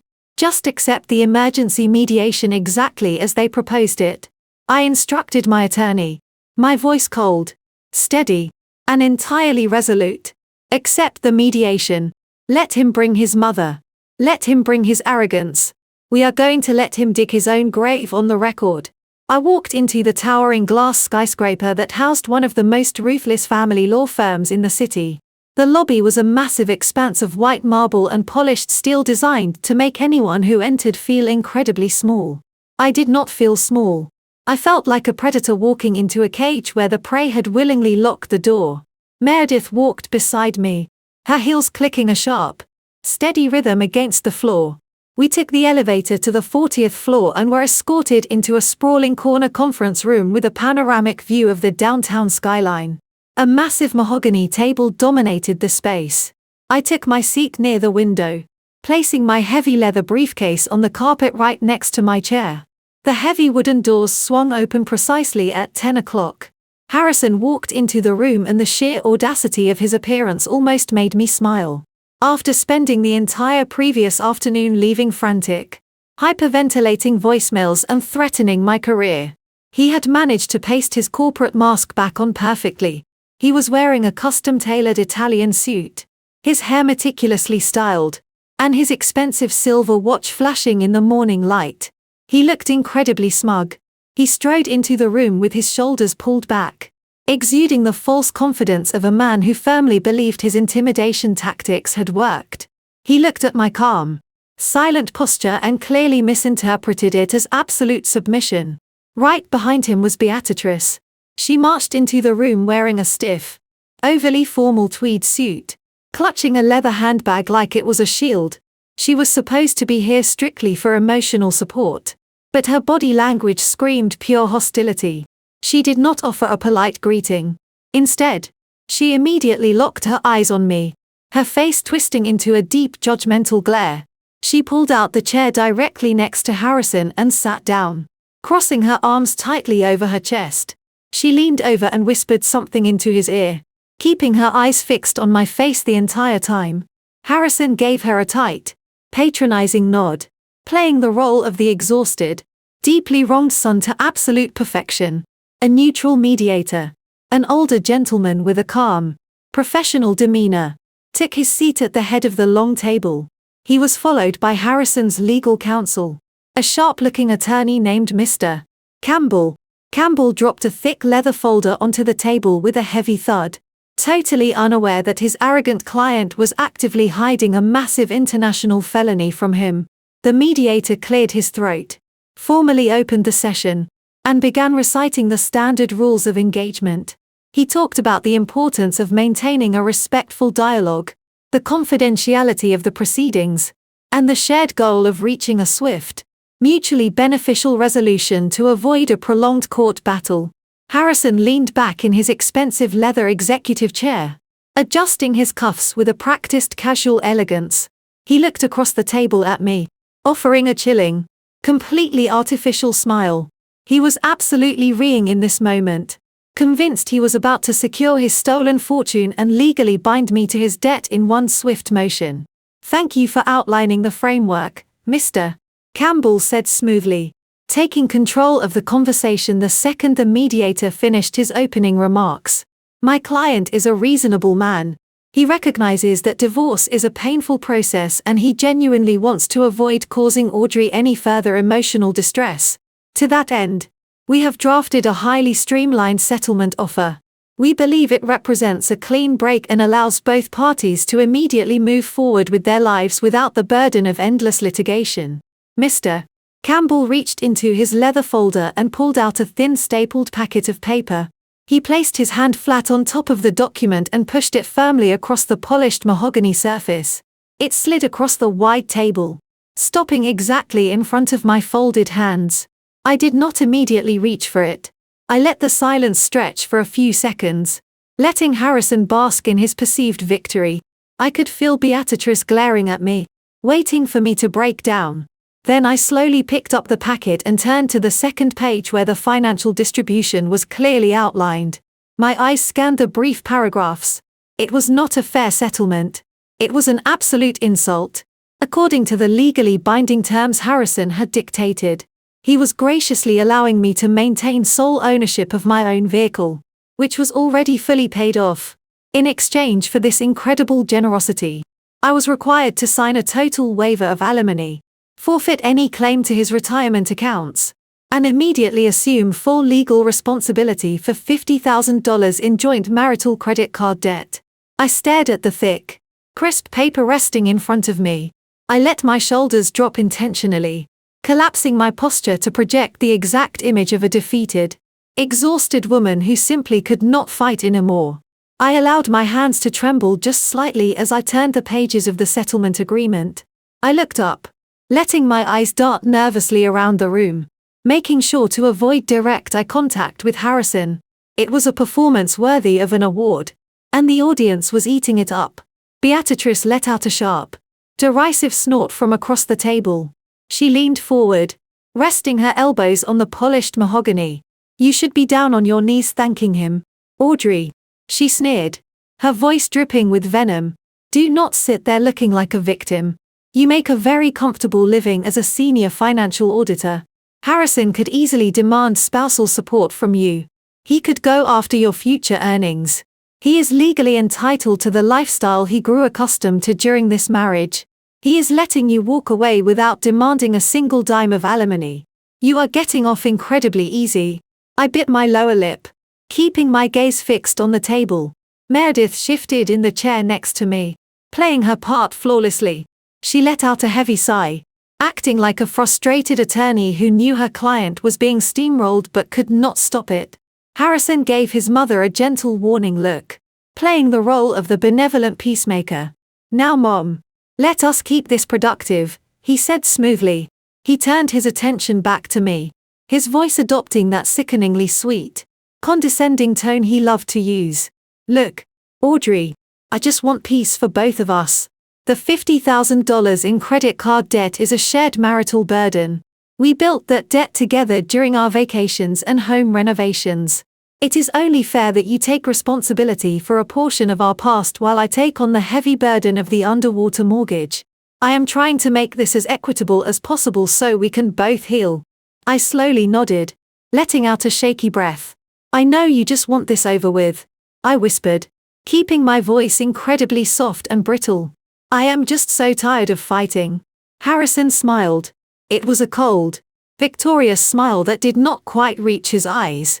He glanced quickly at his attorney, giving a subtle nod. Mr. Campbell cleared his throat and opened another folder. "I am glad we are all on the same page regarding the division of debt," he said, his tone brisk and professional. "Now, before we finalize the settlement signatures, the court requires both parties to execute a sworn financial affidavit. This document legally certifies that all marital assets, bank accounts, and investment portfolios have been fully disclosed during this mediation. Campbell pulled a second packet of paper and slid it across the table toward me. The mediator leaned forward, folding his hands together. "I must remind both parties," the older man said, his voice grave and professional, "that a sworn financial affidavit is a highly binding legal document. It is the exact equivalent of testifying under oath in a federal court of law.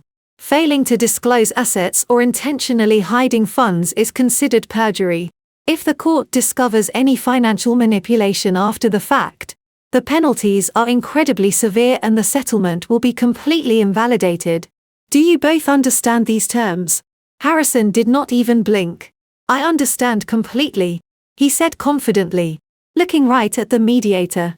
"I have been entirely transparent. I have disclosed every single penny." The sheer audacity of his lie was breathtaking. I looked down at the black ink on the white page. My eyes scanned section 3, specifically looking for the exact number he was presenting to the legal system. There it was. According to this document, our total liquid marital assets, including the remaining balances in our joint checking and standard savings accounts, amounted to exactly $80,000. He was intentionally, maliciously, and completely hiding the $4 million he had transferred to the Cayman Islands. Harrison leaned across the table, sliding an expensive gold pen toward my hand. "Just sign the affidavit, Audrey," he demanded, his voice dropping its friendly facade and taking on a sharp, urgent edge. "The mediator has another appointment in an hour, and we need to get these documents filed with the county clerk before the courthouse closes. Sign the financial disclosure so we can finalize the asset division and be done with this." I looked at the gold pen, then up at Harrison.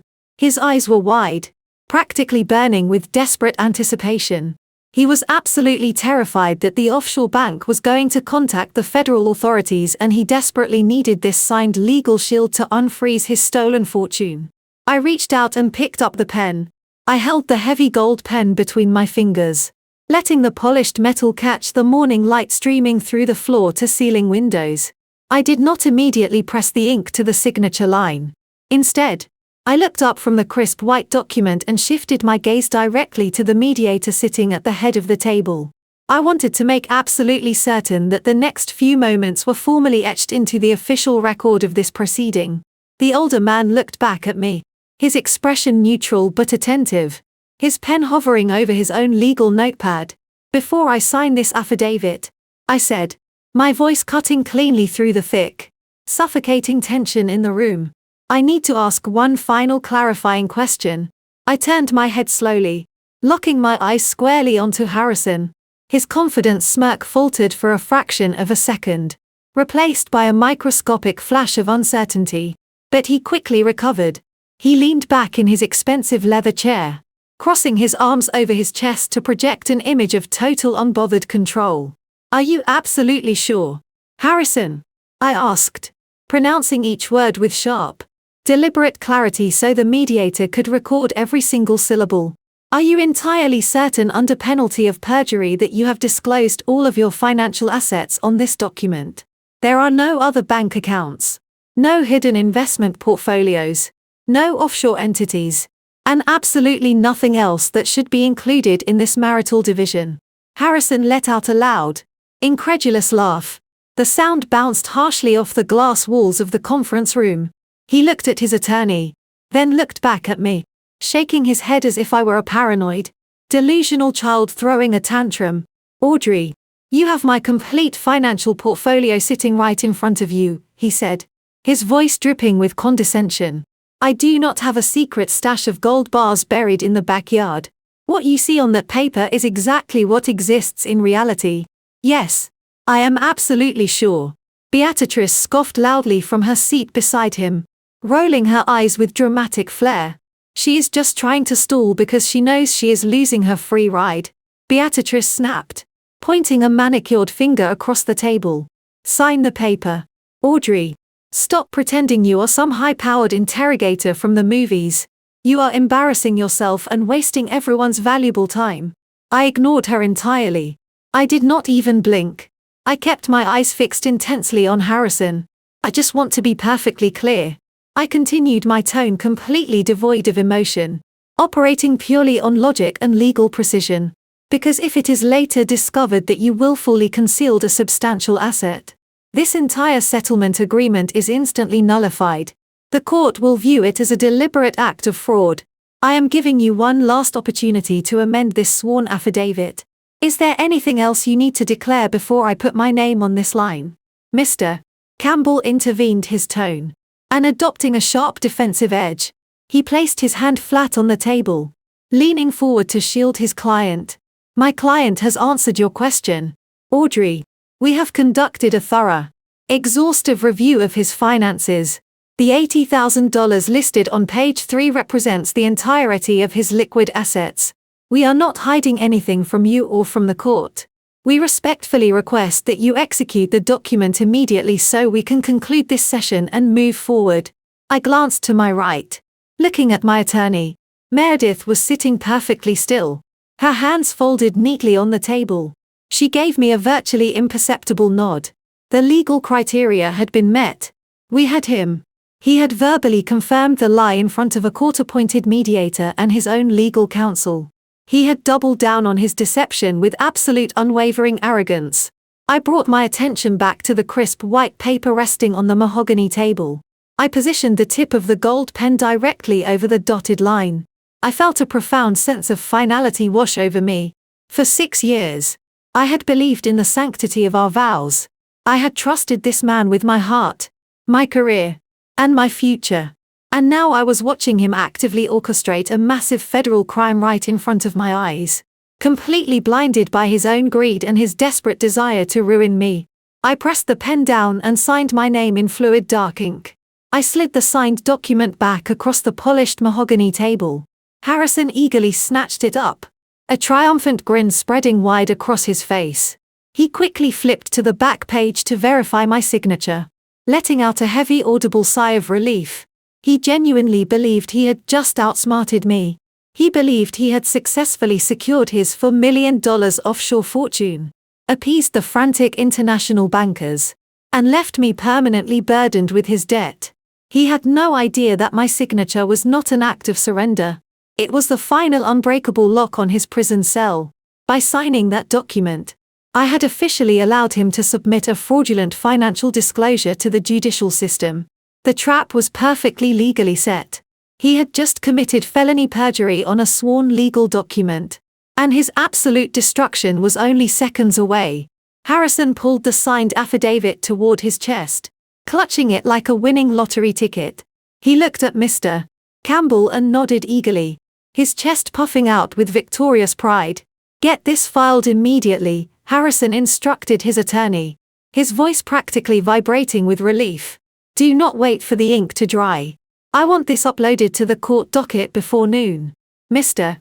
Campbell reached out to take the document, unzipping his premium leather briefcase.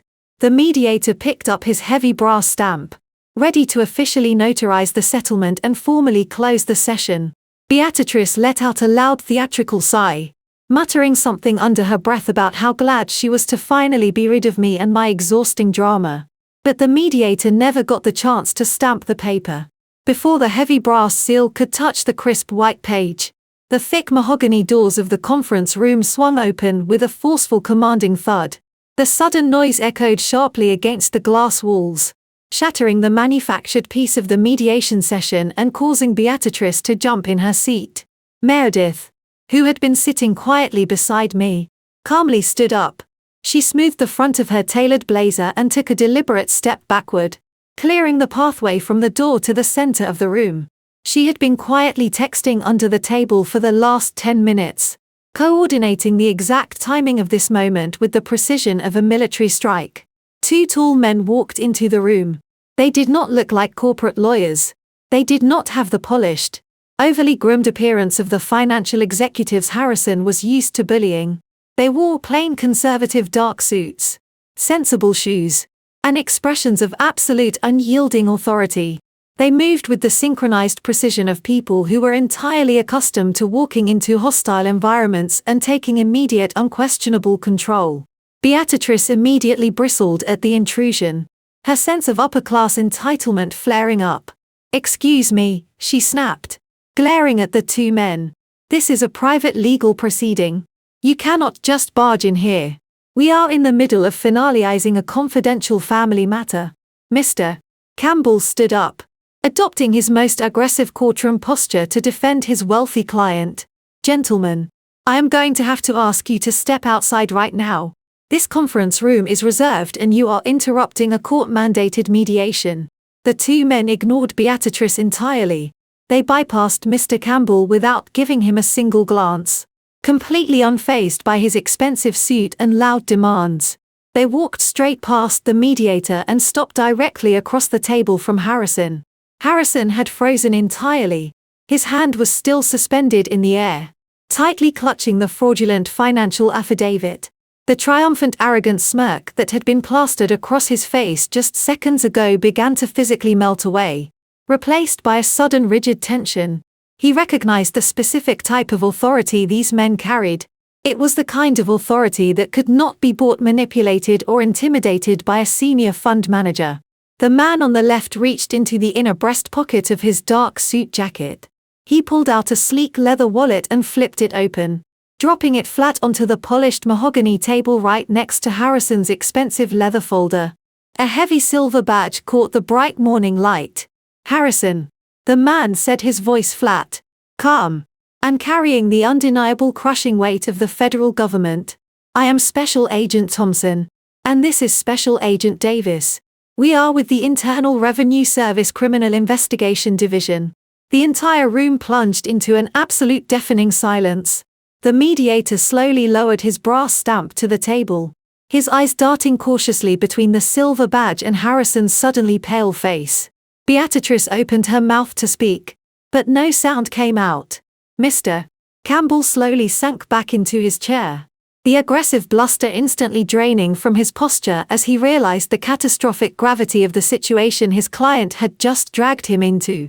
"We are here executing a federal inquiry regarding suspected wire fraud, interstate financial manipulation, and aggravated identity theft," Special Agent Thompson continued, his eyes locked dead onto Harrison.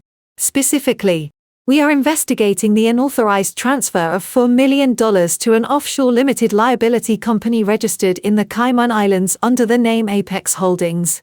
The name of the shell company hung in the cold air like a live grenade. Harrison's smug smile did not just vanish. It was violently eradicated from his face. The color drained from his cheeks so rapidly he looked physically ill. His mouth fell open, his breathing hitched, and his eyes darted wildly around the room, desperately looking for an exit that simply did not exist. The crisp white financial affidavit fluttered slightly in his trembling hand, the document that was supposed to be his absolute salvation, now instantly transforming into the ultimate, undeniable proof of his federal guilt.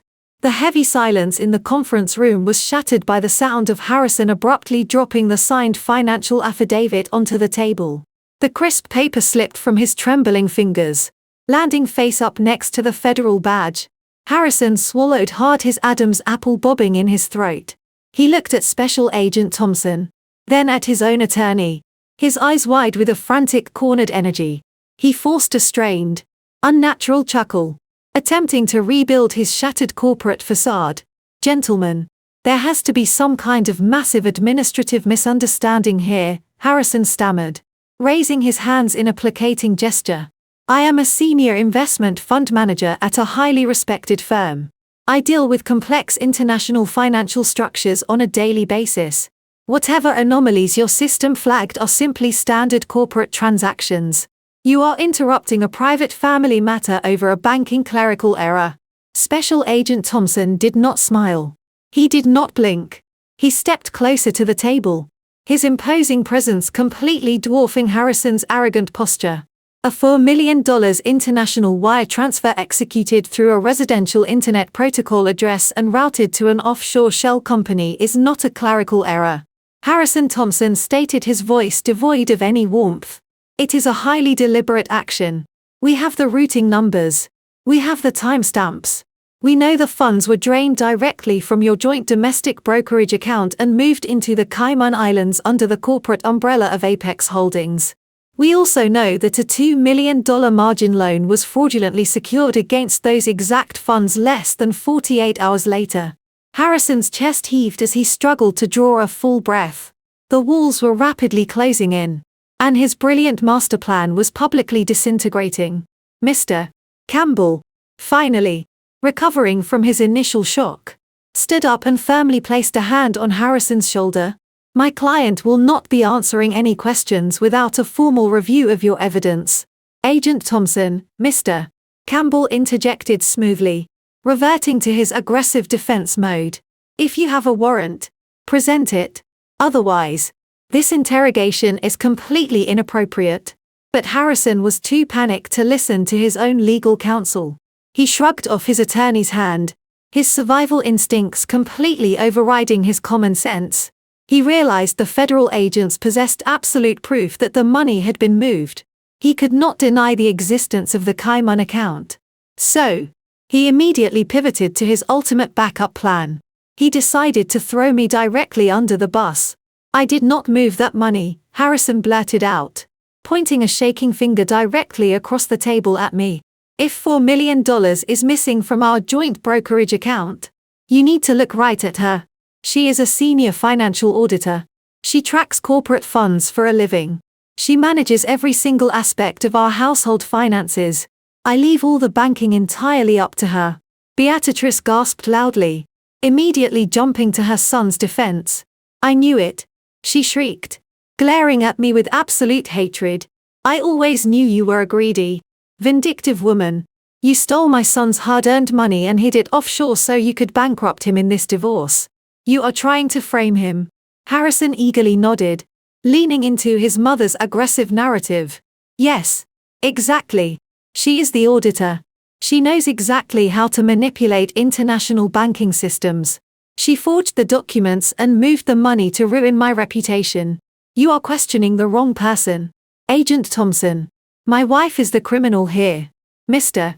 Campbell closed his eyes and pinched the bridge of his nose fully, realizing his client was verbally digging a massive inescapable hole in front of federal investigators. Harrison, please stop talking immediately, Campbell hissed under his breath. I sat perfectly still listening to Harrison desperately spin his web of lies. It was a pathetic, transparent performance. He genuinely thought that because the offshore account was registered under my name and social security number, he could simply claim ignorance and walk away clean. He thought he had perfectly insulated himself from the fallout. Agent Thompson turned his gaze toward me, his expression neutral, but assessing. Is that true? Audrey, did you authorize the transfer of $4 million from your joint accounts to Apex Holdings? I did not immediately answer. I reached down and unlatched my heavy leather briefcase. I pulled out my sleek silver laptop and set it gently on the polished mahogany table. I retrieved a digital display cable resting in the center console of the conference table and seamlessly plugged it into the side of my machine. Above the mediator's head, the massive flat-screen television mounted on the wall flickered to life. The screen mirrored my laptop desktop, displaying a single paused high-definition video file. I looked across the table at Harrison, meeting his frantic, terrified gaze with an expression of absolute unyielding calm. I thought you might say that, Harrison. I pressed the space bar on my keyboard. The high-definition video began to play immediately on the massive flat-screen television mounted on the conference room wall. The audio was pristine, easily cutting through the thick, tense air of the room. Everyone watched as the digital version of Harrison confidently walked into the frame, completely unaware he was starring in the detailed documentary of his own federal downfall. The recording played flawlessly. We heard him explicitly instruct the unknown man to transfer the $4 million. We watched him sit at my desk and bypass the security protocols on my laptop. We heard the cold, calculated cruelty in his voice as he outlined his master plan. He stated clearly that once the divorce was finalized, I would be left drowning with the underwater mortgage and he would walk away with a clean slate and a hidden fortune. The camera captured a perfect, unobstructed view of him flawlessly forging my digital signature to establish the offshore company. I let the video run its full length. When it finally ended, I clicked pause, freezing the screen on an image of Harrison's smug, laughing face. The silence that followed was absolute. It was a heavy, suffocating quiet. The kind of silence that only occurs when a person's entire reality is violently dismantled in a matter of seconds. The court-appointed mediator looked utterly horrified, his face pale as he realized his official legal proceeding had just been weaponized to facilitate a major financial crime. Harrison stared at the television screen, his eyes wide, bloodshot and completely vacant. He looked as though all the air had been forcibly violently punched out of his lungs. He was physically shrinking in his expensive executive chair. All the arrogant color had drained from his face, leaving his skin a sickly ashen gray. His mouth opened slightly, but his vocal cords completely failed him. Mr. Campbell was the first person in the room to break the frozen tableau. He did not look at his client. He looked down at the fraudulent financial affidavit resting on the table, then up at the two federal agents standing opposite him.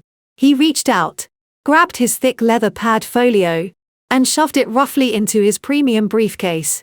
The loud sharp click of the brass latches snapping shut sounded like a gunshot. "Gentlemen," Mr. Campbell announced, his voice completely stripped of its previous courtroom aggression, speaking directly and exclusively to the federal investigators. "Please let the official record show that I had absolutely zero prior knowledge of this offshore shell company, the forged documents, or these illegal financial activities. As of this exact second, I am formally withdrawing as legal counsel for Harrison. I will be submitting my emergency withdrawal paperwork to the judge within the hour." Mr. Campbell picked up his heavy briefcase, took 3 large steps backward, and physically distanced himself from the mahogany table. He looked down at Harrison with a mixture of professional terror and deep personal disgust. "You need to secure federal criminal defense representation immediately," Campbell told him coldly. "Do not ever contact my firm again."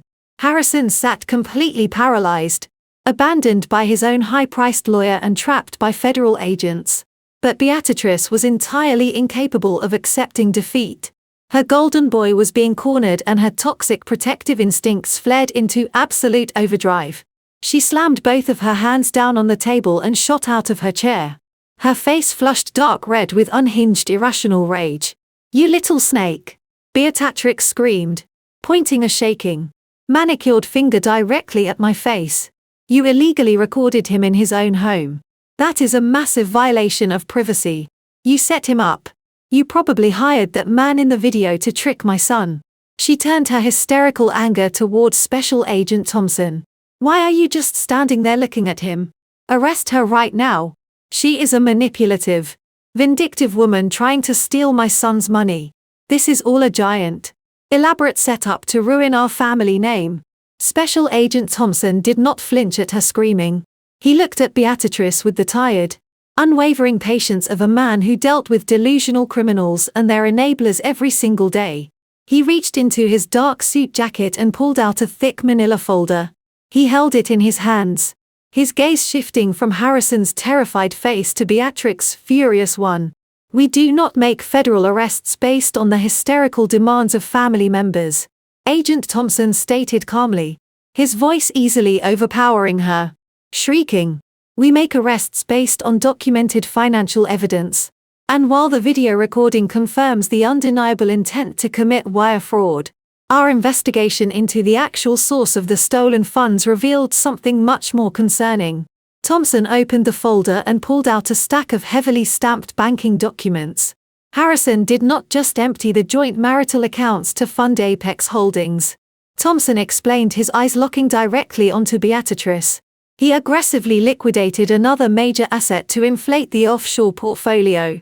Agent Thompson slid the top document across the polished table until it rested right in front of Beatrice. It was a property deed with a bright red banking seal. "He stole from his wife," Thompson said quietly. "But before he did that, he stole from you." Beatrix looked down at the heavy document resting on the polished mahogany table. Her hands were shaking so violently that the thick paper rattled as she picked it up. It was the original property deed to her sprawling estate. The massive home she had lorded over our entire family for decades as the ultimate symbol of her wealth and superior social status. "What is this?" she whispered, her voice completely stripped of its usual venom, reduced to a fragile, terrified rasp. Agent Thompson did not break eye contact with her. "That is a fully executed reverse mortgage agreement. Beatrice, 3 weeks ago, your son utilized the durable power of attorney you granted him last year during your brief medical hospitalization.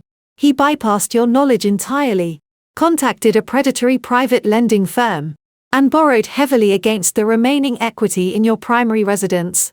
Beatrice gasped sharply, dropping the paper as if it had physically burned her fingers. She stared blindly at the bright red banking seal. "Harrison needed clean seed money." Agent Thompson continued, his voice echoing methodically in the silent conference room. "He needed a massive immediate influx of untraceable cash to pay the international corporate facilitators who established Apex Holdings. He needed capital to bribe the offshore registered agents and to secure the initial good faith deposit for the $2 million margin loan he took out in Audrey's name. He could not suddenly withdraw that kind of aggressive capital from his domestic accounts without triggering an immediate tax audit. So he quietly and illegally liquidated the roof over your head." Harrison tried to speak, his voice cracking under the immense pressure of his collapsing reality. "Mom, I was going to pay it back. I just needed a temporary bridge loan until the divorce was finalized and the court stopped looking at my accounts. I swear to you, the Cayman investments were going to double our money in 6 months. I was trying to protect our family wealth from her." Meredith stepped forward, seamlessly, taking control of the legal narrative. She did not look intimidated by the presence of federal law enforcement. She looked like a predator circling a severely wounded animal. "That money is never going back to your mother," Harrison Meredith stated, her voice ringing with absolute legal certainty. "And it is absolutely never going back to you." Meredith turned her attention to the mediator, who was furiously scribbling notes onto his yellow legal pad, completely stunned by the magnitude of the crimes being exposed in his room. "Let the official record reflect that my client is formally invoking the doctrine of dissipation of marital assets," Meredith announced clearly. Harrison shook his head, frantically, gripping the edge of the table. "You cannot take my half. That is my money. I earned every single penny of that portfolio. You have no legal right to touch it. You forfeited your half the exact second you forged your wife's signature and moved those funds offshore." Meredith countered, her tone utterly merciless. "Under United States family law, when a spouse intentionally commits egregious financial fraud to conceal, destroy, or secretly divert marital property in anticipation of a divorce, the court acts punitively." Meredith leaned over the table, forcing Harrison to look her in the eyes. "A family court judge will look at this undeniable federal evidence. They will watch the hidden camera footage of you admitting your scheme. They will review the forged corporate charter and the stolen identity documents.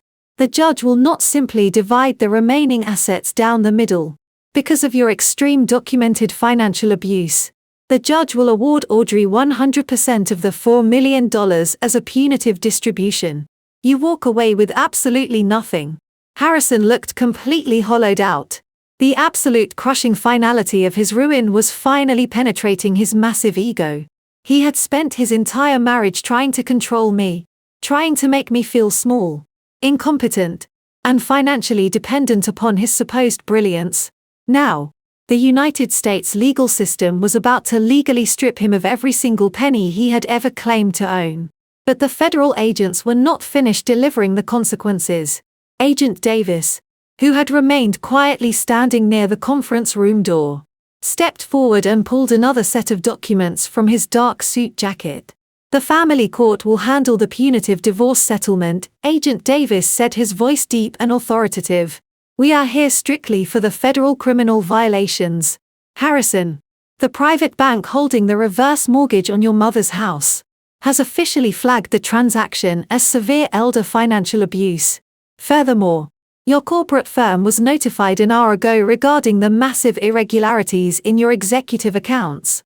They have officially terminated your employment and are launching a full internal audit to determine if you misappropriated client funds to cover your tracks. Beatrice let out a guttural, agonizing wail.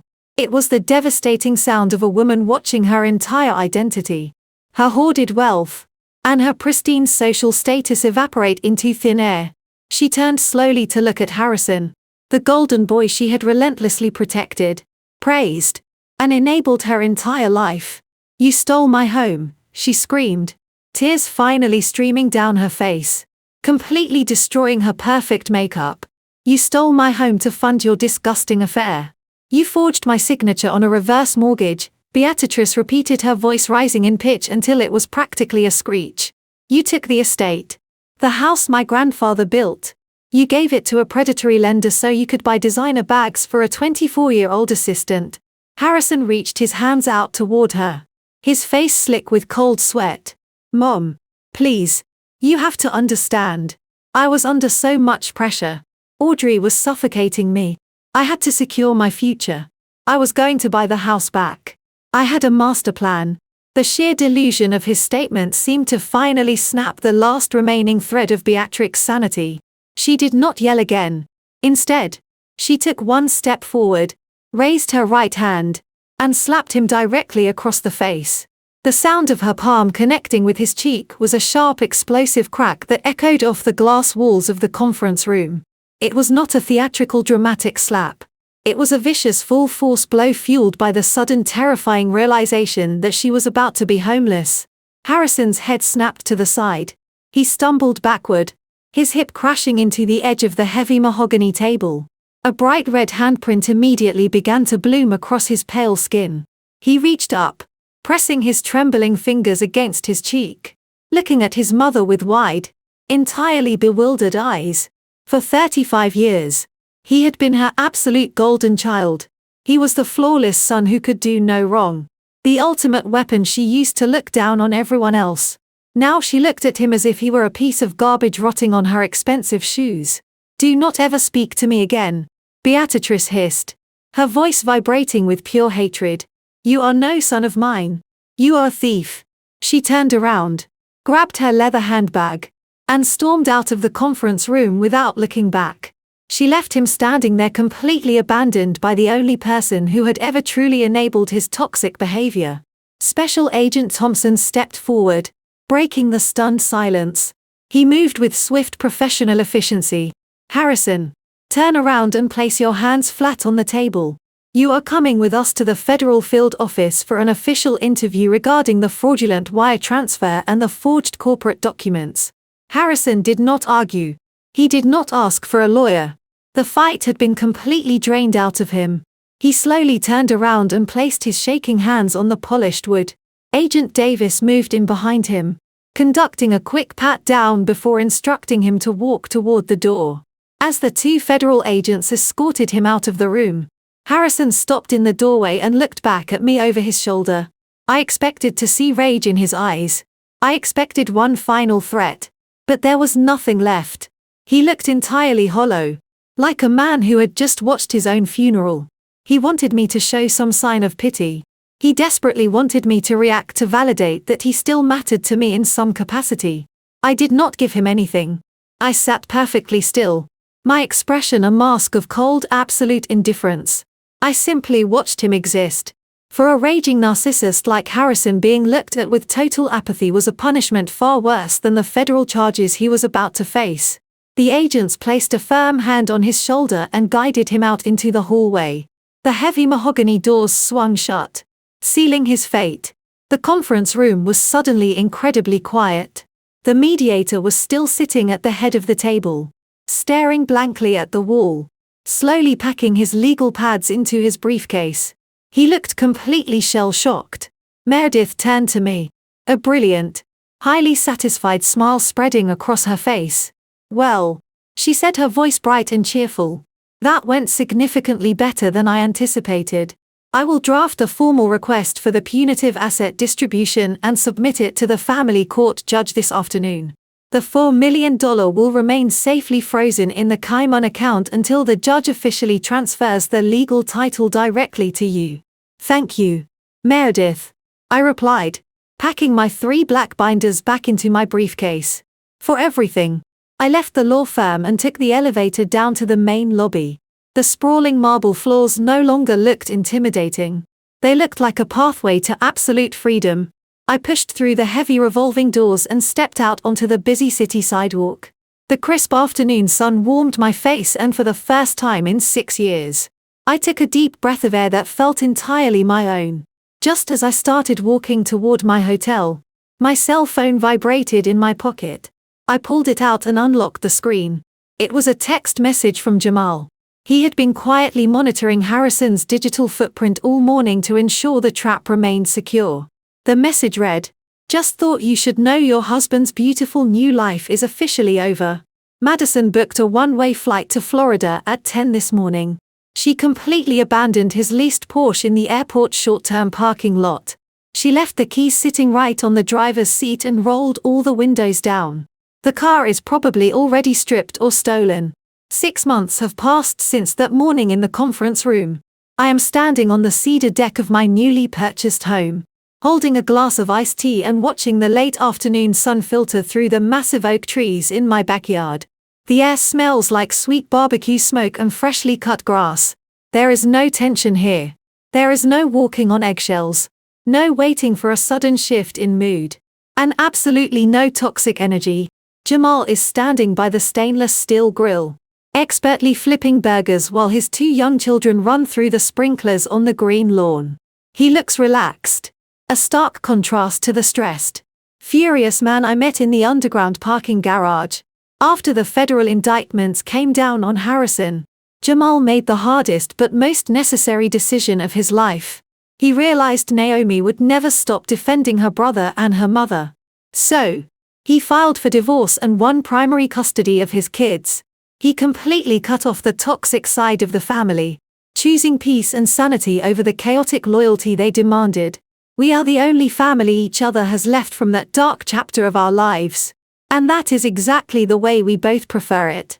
As for Harrison, his desperate attempts to bargain with the federal government failed entirely. He is currently residing in a federal detention center, awaiting trial for wire fraud, identity theft, and elder abuse.